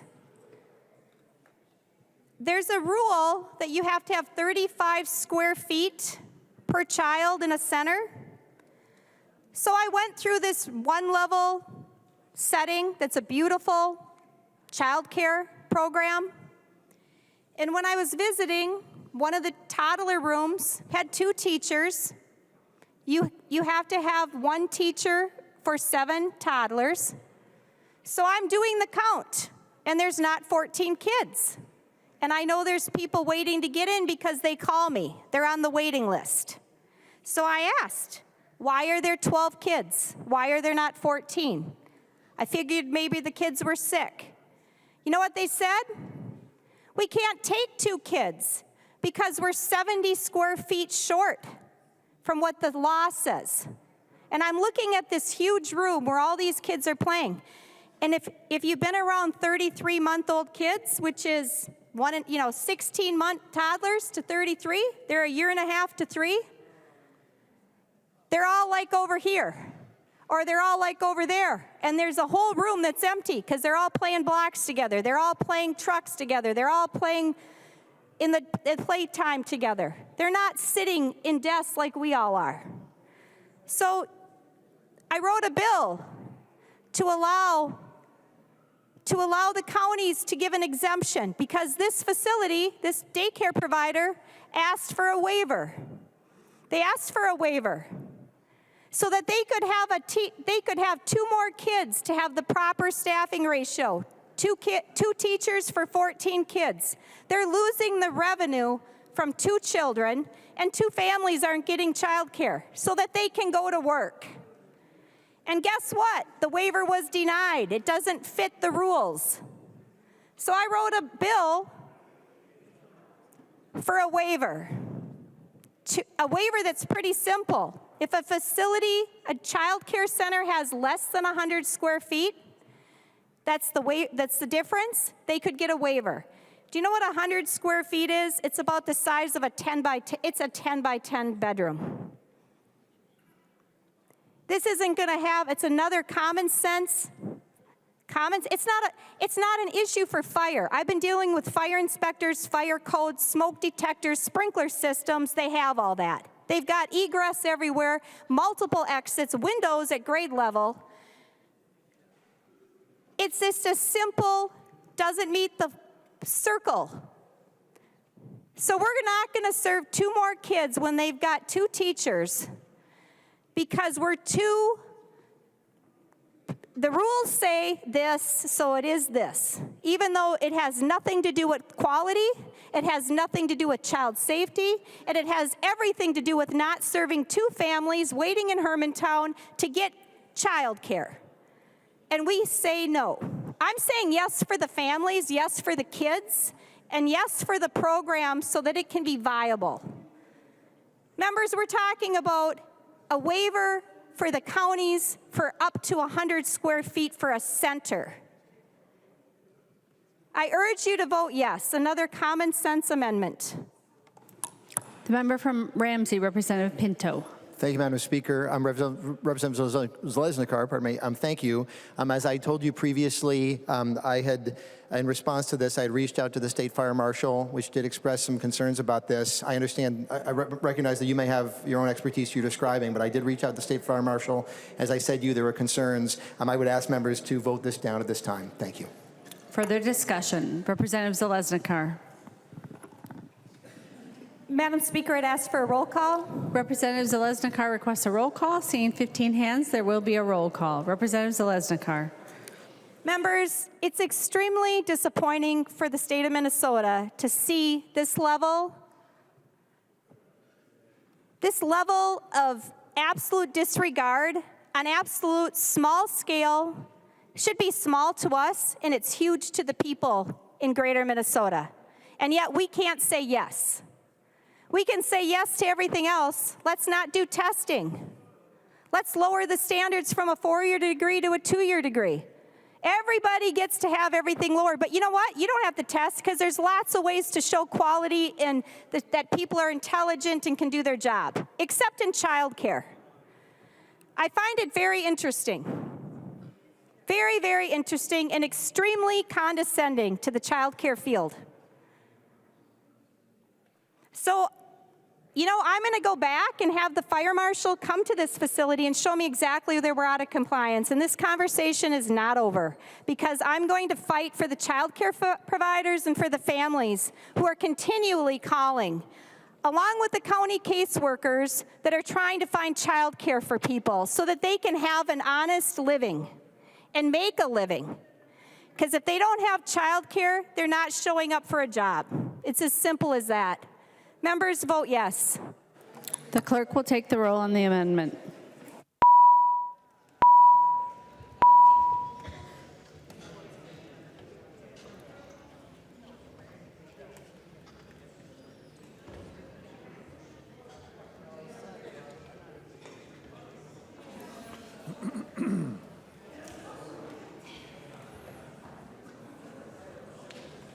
Will the clerk please call the names of the members who are voting remotely? Carol. There you go. Carol, no. Carol, no. Becker Finn. Becker Finn, no. Becker Finn, no. Howard. Howard votes no. Howard, no. Keel. Keel, aye. Keel, aye. Cagle. Cagle, no. Cagle, no. The clerk will close the roll.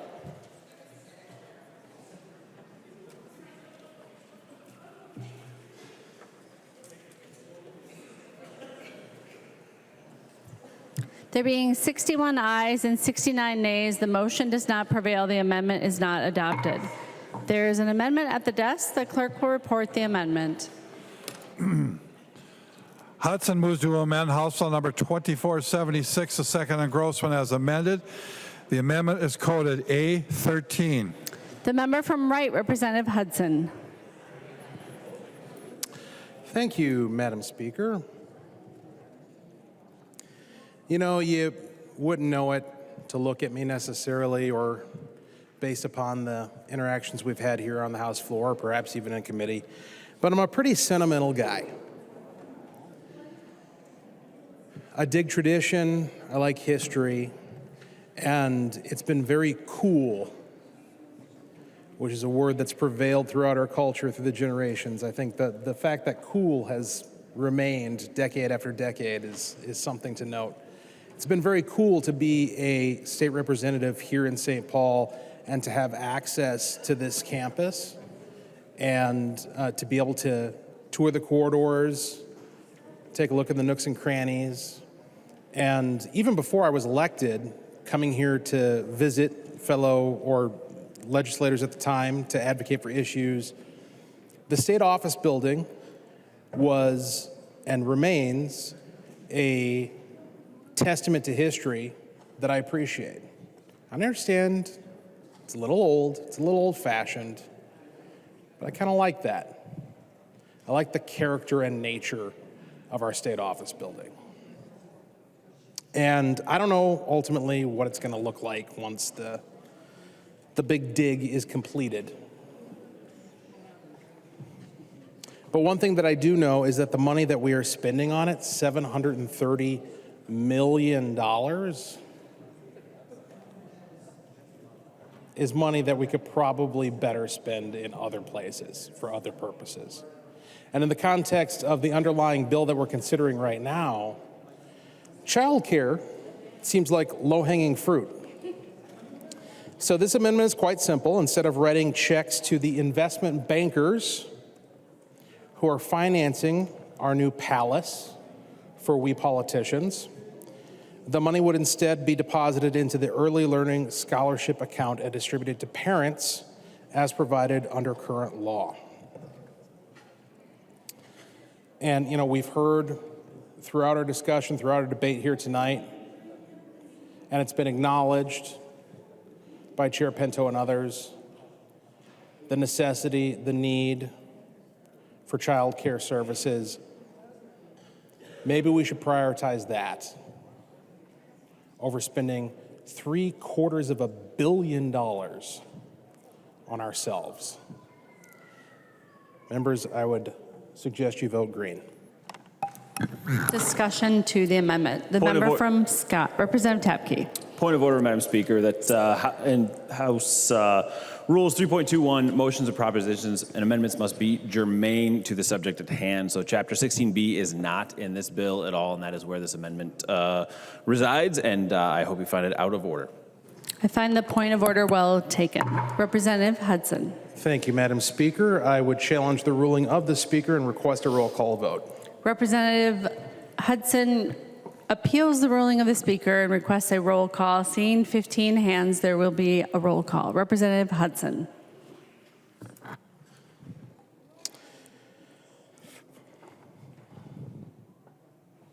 You know, you devised a really clever appropriations mechanism to fund this new palace of yours. And I congratulate Representative Tapke on winning the point of order lottery, the honor to present that predictable defense of what it is that you're doing over there across the street. But the fact of the matter is, when we talk about funding for childcare, there could be nothing more germane to the underlying bill. So if you want to play games about chapters and sections and house rules, go ahead. But Minnesota sees through what you're doing. We should be providing for our kids before we provide for ourselves. That is a fundamental principle of responsible parenting and stewardship of the state. Thank you, Madam Speaker. The question before the body is, shall the decision of the speaker stand as the judgment of the House? On advice to the body, the member from Morrison, Representative Schultz. Thank you, Madam Speaker, and I appreciate it. I've got some good news for the members tonight. We have already adopted an amendment tonight that has not been a part of the underlying bill. The A3 amendment that was a motion by Representative Hicks cites Section 260C, not found within the title of this bill, and so this body has already taken action on this very bill. And so that is exactly why we should move to reject the ruling of the Speaker, and we should take the vote on Representative Hudson's amendment because, members, it has already taken place on this very issue tonight. Thank you for your earlier support of the A3 amendment so we could ensure that we have this great conversation tonight, and I encourage you to vote red and reject the ruling of the Speaker. Thank you. The member from Olmsted, Representative Quam. Thank you, Madam Speaker. And my advice is, if you look at the amount of time that we burn, like we're doing right now, it's quicker to just do what you've been doing on all the amendments and letting it vote. But I want to thank you that it allows me to not stand up and talk as much to burn the time. So that's my advice. The member from Douglas, Representative Franson. Thank you, Madam Speaker. As I said yesterday, I like to follow the rules. And we talked about the rules of engagement yesterday, I am so tired, okay. All right, so we all know my speeches will go a little sideways when I get exhausted, but at any rate, okay, so yesterday we were talking about the rules of engagement, Madam Speaker, okay?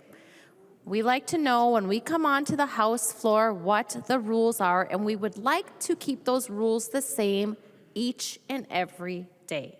But when we come onto the House floor, every day is a new day. Every day are new rules. And today, we find out that we adopt an amendment where the section has nothing to do with the bill, and that is fine. And now, Representative Hudson has an amendment that does the same thing. That section is not in this bill. However, Madam Speaker, if we want to keep the rules the same from one side of the aisle to the other, my suggestion to you would be to rule in favor of Representative Hudson. Thank you. The member from Crow Wing, Representative Davis. Thank you, Madam Speaker, and here we go again. There's an old saying, beauty is in the eye of the beholder, and germaneness is in the eye of the majority. You just decide whatever you want. Madam Speaker, I don't understand this. Thank you, Representative Schultz, for pointing that out, that we've already accepted an amendment that's not even germane. And yet this,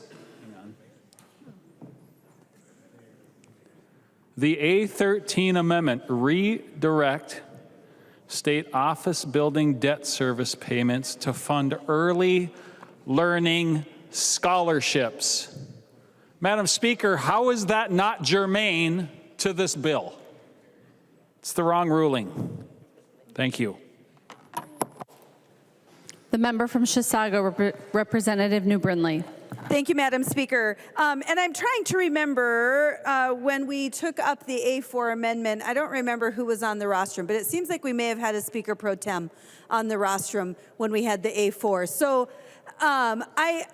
oh, was it the A3? So I understand if sometimes we get it wrong, but the body now has a chance to fix this error. And rather than playing by Pirates rules tonight, we should probably just play by consistent rules for everyone.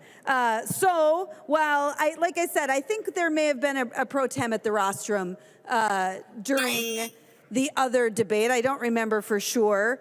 But the body has a chance to correct the error so that we've got some consistency tonight.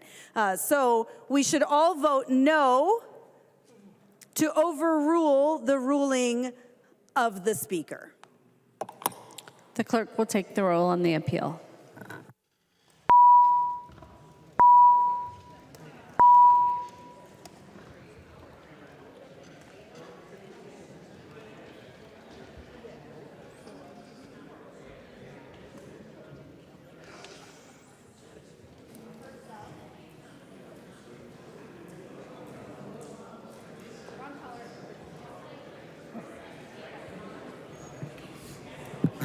Will the clerk please call the names of the members voting remotely? Carroll.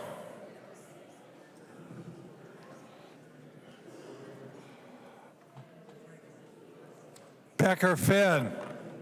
Becker Finn, aye. Becker Finn, aye. Howard. Mike. Howard votes aye. Howard, aye. Keel. Keel votes no. Keel, no. Cagle. Cagle, aye. Cagle, aye. Carroll. Here you go. Carroll, aye. Carroll, aye. The clerk will close the roll.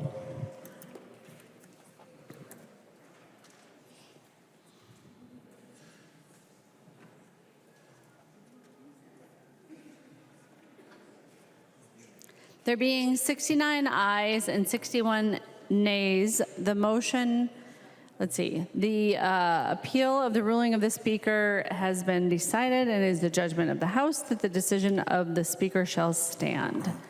Madam Speaker. Representative Schultz, for what purpose do you rise? Thank you, Madam Speaker. I am rising to reconsider the A3 amendment. I had voted in favor, and I would like to reconsider that motion. Representative Schultz moves to reconsider the A3 amendment. Representative Schultz, would you like a roll call on your motion to reconsider the A3 amendment? Yes, thank you, Madam Speaker. I would love a roll call. Representative Schultz requests a roll call. Seeing 15 hands, there will be a roll call. Hey, Pat. Discussion. Representative Schultz. Thank you, Madam Speaker. To the point of the body, we clearly don't want to have legislation and new statute and items that aren't within the title of this bill. The A3 amendment does not meet the muster of the rules of the House based upon the decision just made by this House of Representatives. So we want to be consistent. We want to be within the strike zone. We want to follow the rules of germaneness, and the A3 amendment is not germane. We are on the motion to reconsider at this point. Discussion on the motion to reconsider.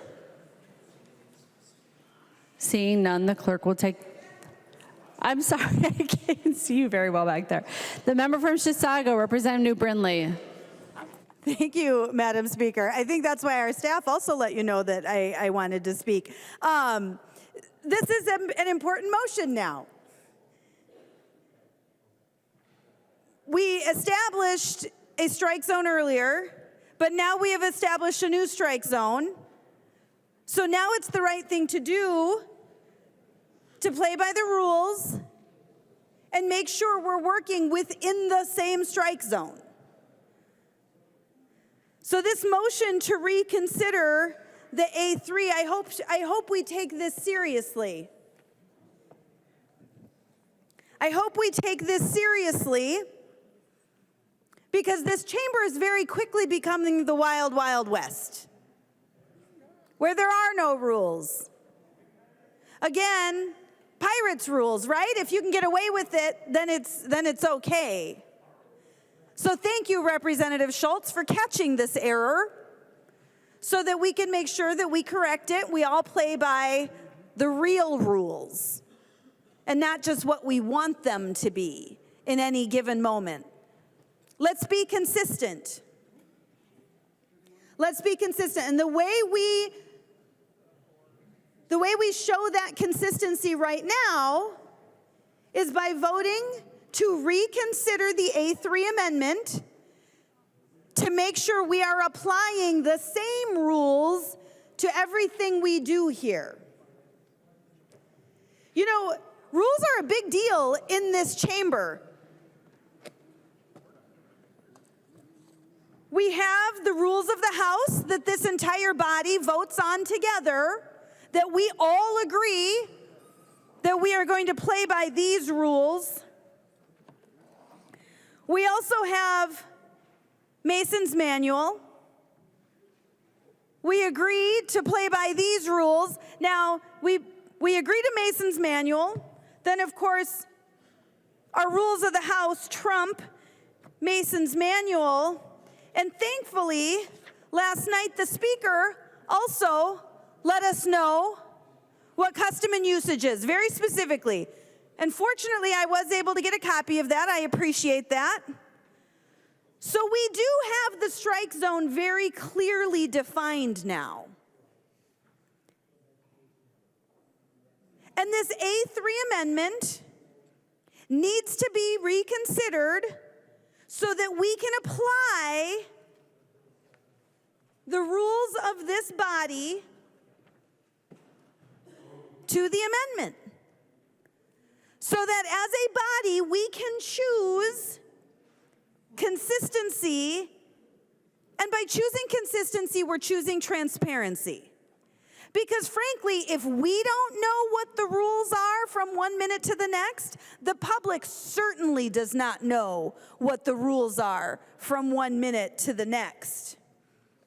Because we have all of these resources right at our fingertips. But they don't. They don't. So thank you.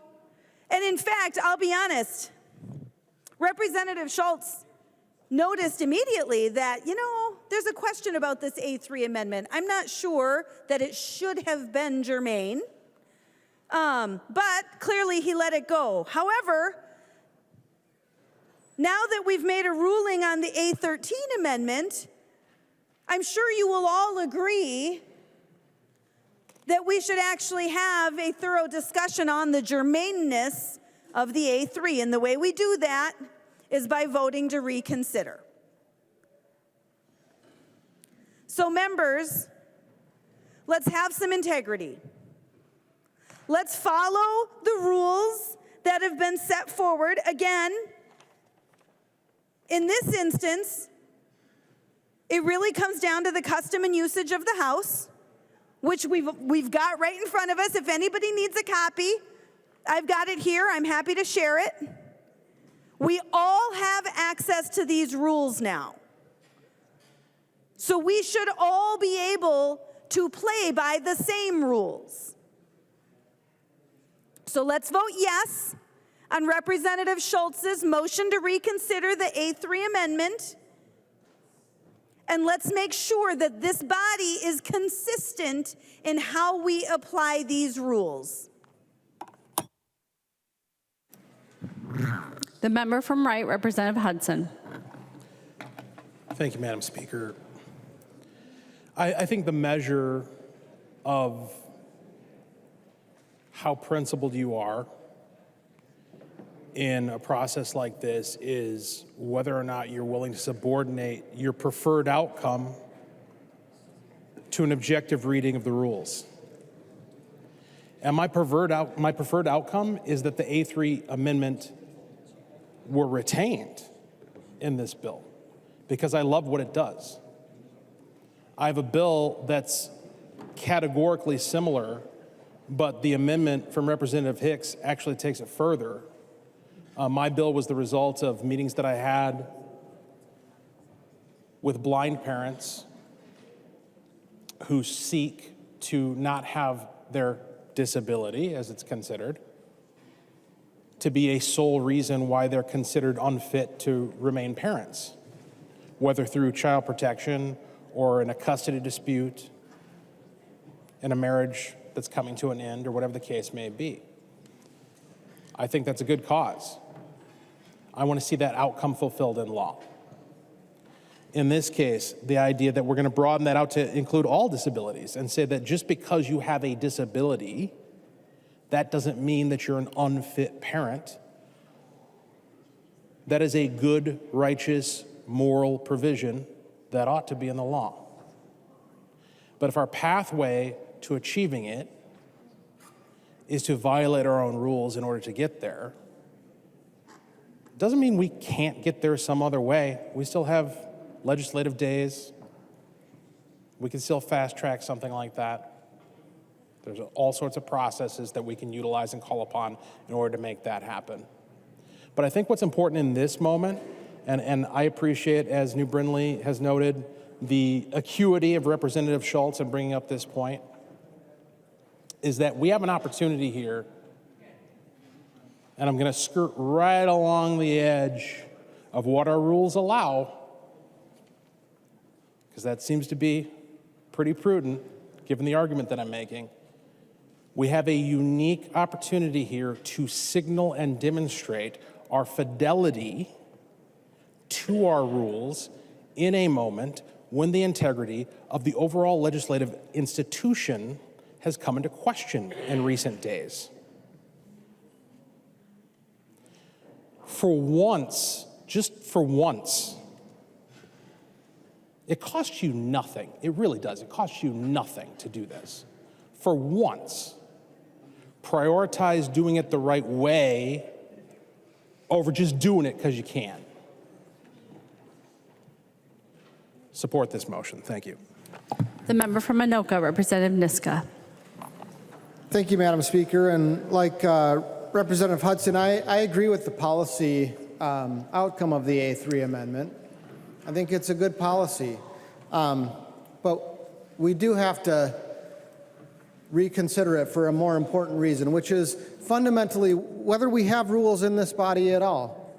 And Representative Brindley, I have no idea. I've heard this Pirates rules thing a few times.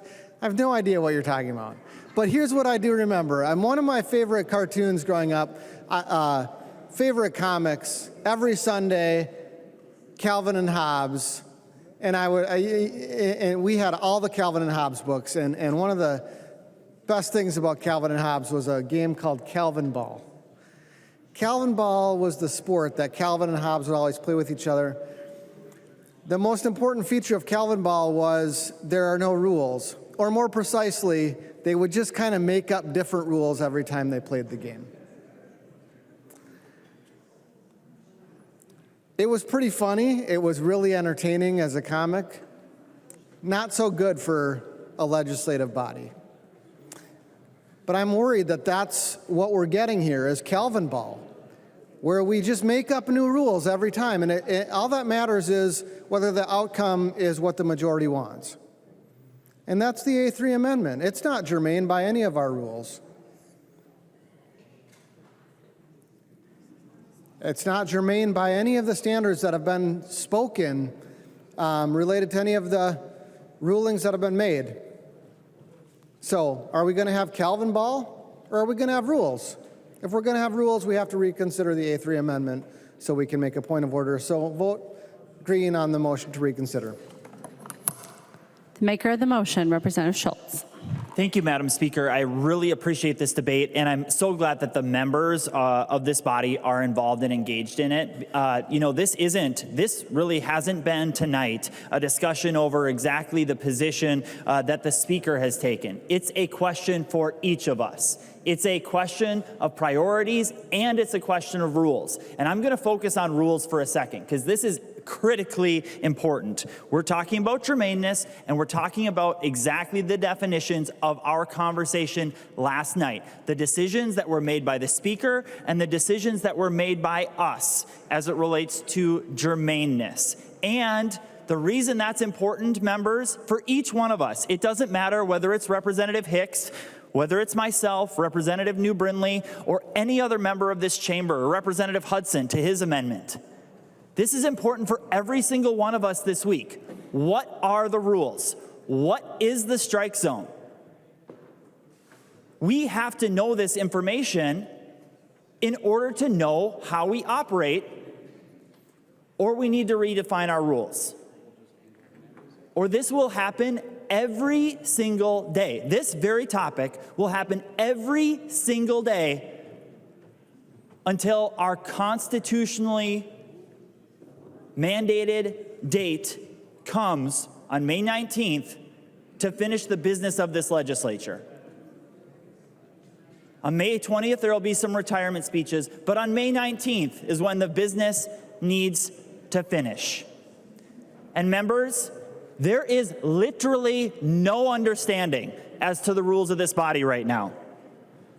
3.21 on germaneness. Literally, last night, decisions were made that guided our debate today. Then we bring up the amendments today. The chamber, as a whole, adopts something that isn't included within the title of the bill. So it's either unconstitutional, like Representative Niska mentioned, or it breaks the rules. So those were the options as it related to exactly what happened here tonight, which is why we are having this motion to reconsider. And let me just play this out for you. Today, literally today, I was operating under the decisions made by this body and the Speaker of the House on amendments to be filed for tomorrow. This is literally the way that this is playing itself out. Tomorrow, we are taking up House File 3911, which in essence is going to be the House Environment, Finance, and Policy Bill. And it specifically references areas and specific points of statute. And I literally have ideas and ways to help Minnesota as it relates to managing our wildlife populations. But based upon the rules, based upon the decision of the Speaker, based upon the decision of this body, I did not submit amendments based upon the rules from yesterday.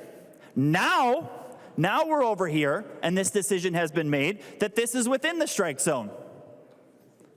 And so, how am I supposed to operate? Because a key portion of the state budget is going to be on the floor tomorrow, and based upon the rules, I should be able to submit an amendment because this body has decided that it's within the rules. So which is it? Which is it? Which rules are we living by?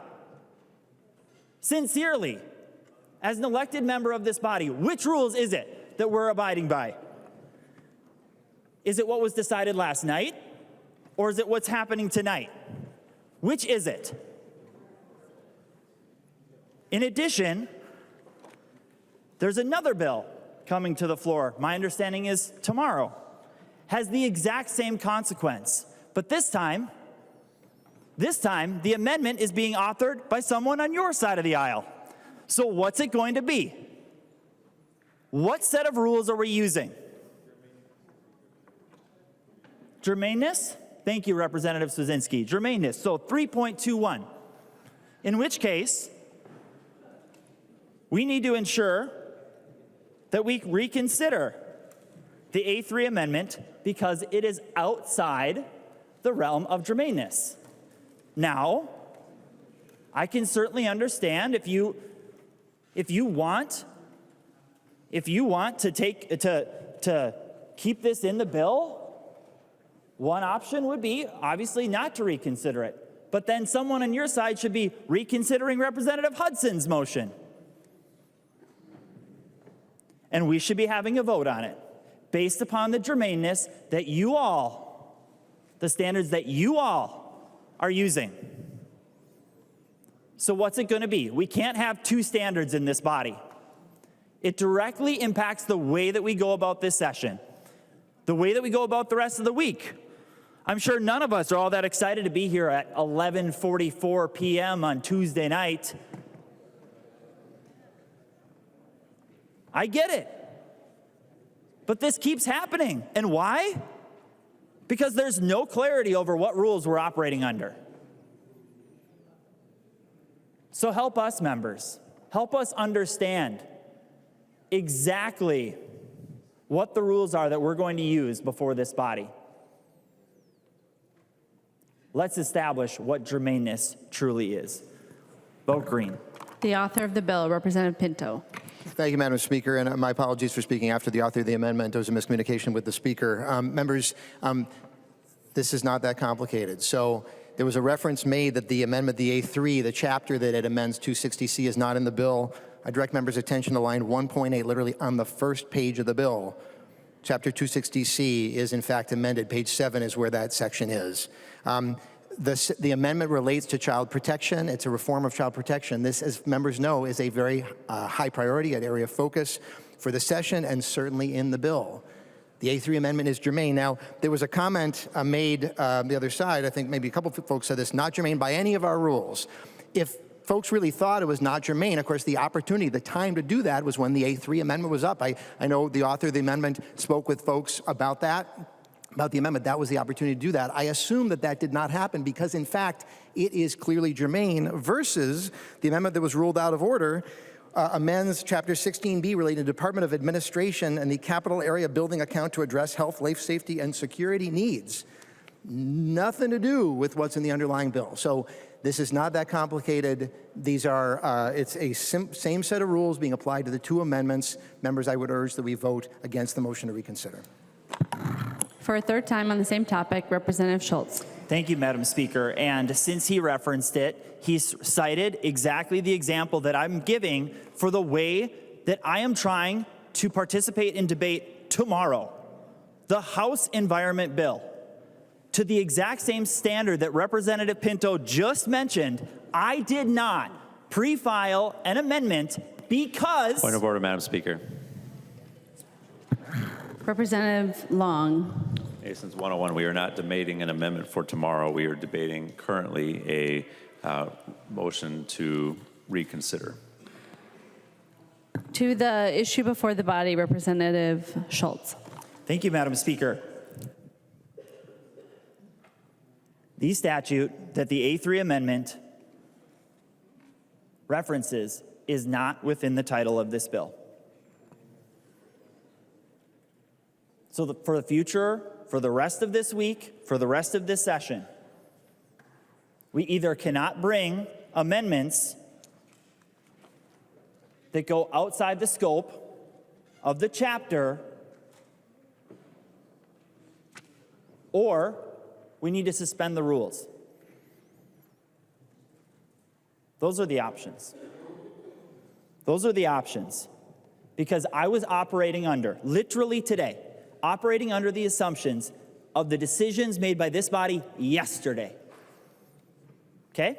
You can check. If you want to check the amendments filed for tomorrow's bill that Representative Hansen will lead, I didn't file amendments based upon the rules.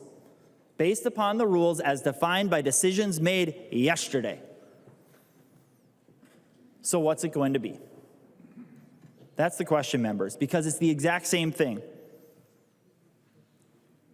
I'm trying to refrain from talking about the specific chapter and verse that we're going to deal with tomorrow, but it's the exact same standard. Exact same. So there's one decision. Vote to reconsider. The member from Crow-Wing, Representative Heinzman. Thank you, Madam Speaker.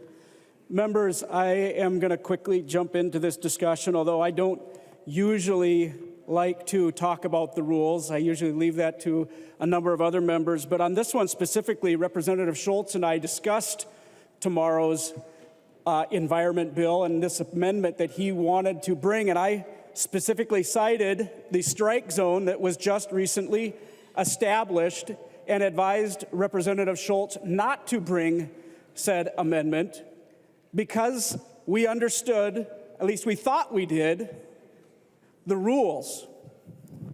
And I'm just going to quickly mention something because I think it matters. We were doing a little bit of math the other day, and I believe that it is true that 57 members of the Democrat majority have never known the minority. And I'm just going to point out, this chamber likes to flip back and forth frequently. Minnesotans seem to like divided government. They want a bipartisan discussion. I'm just simply pointing out, members, that what's good for the goose is good for the gander. And what we could be looking at down the road is another opportunity to discuss the rules, just a reversal of rules. So, Representative Schultz, I think that you're onto something, and I hope that we address this issue fairly, and that the strike zone that we thought was established is being operated under today. Thank you, Representative Schultz, for bringing the issue up.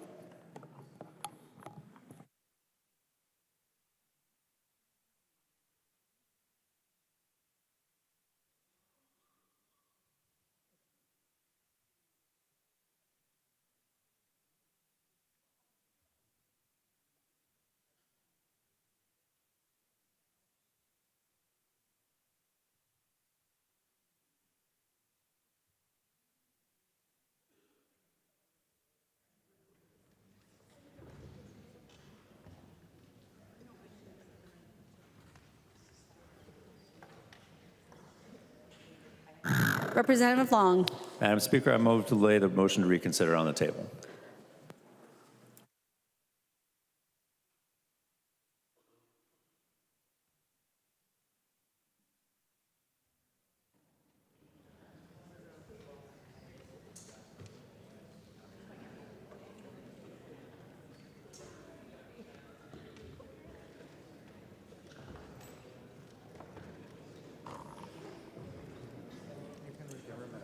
I'm going to do it.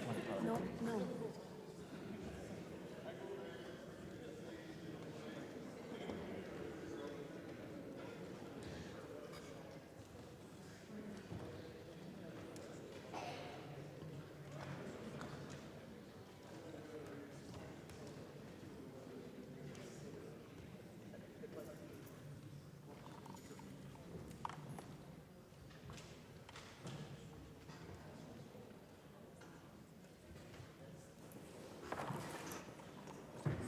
Madam Speaker.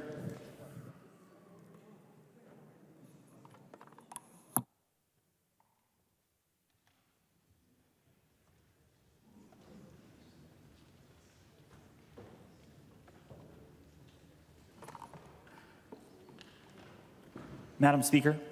Representative Long has the floor. Representative Long. Madam Speaker, I withdraw my motion. Representative Long. Madam Speaker, I move to lay the bill on the table. Madam Speaker. Representative Long, would you like a roll call? Sure. Seems like a good idea. All those in, seeing 15 hands, there will be a roll call. A motion to lay the bill on the table is not debatable. The clerk will take the roll on the motion to lay the bill on the table.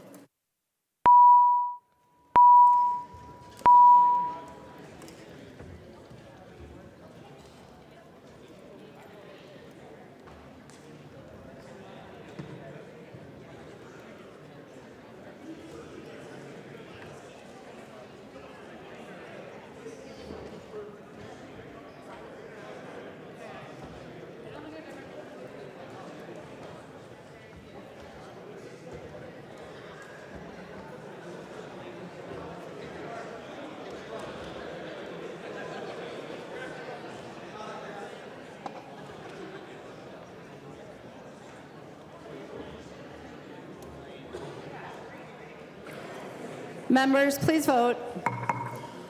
Will the clerk please call the names of the members who are voting remotely? Carol.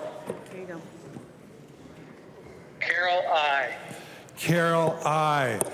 Becker Finn. Becker Finn, I. Becker Finn, I. Howard. Howard votes aye. Howard, I. Keel. Keel votes aye. Keel, I. Cagle. Cagle votes. Say it again.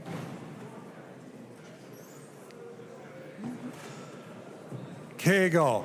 Members, we'd like to hear the members who are voting. Can you say it one more time? I'm stuck right here. Okay. Can you just say it one more time? Aye. Sorry. Cagle votes aye. Cagle, I. The clerk will close the roll.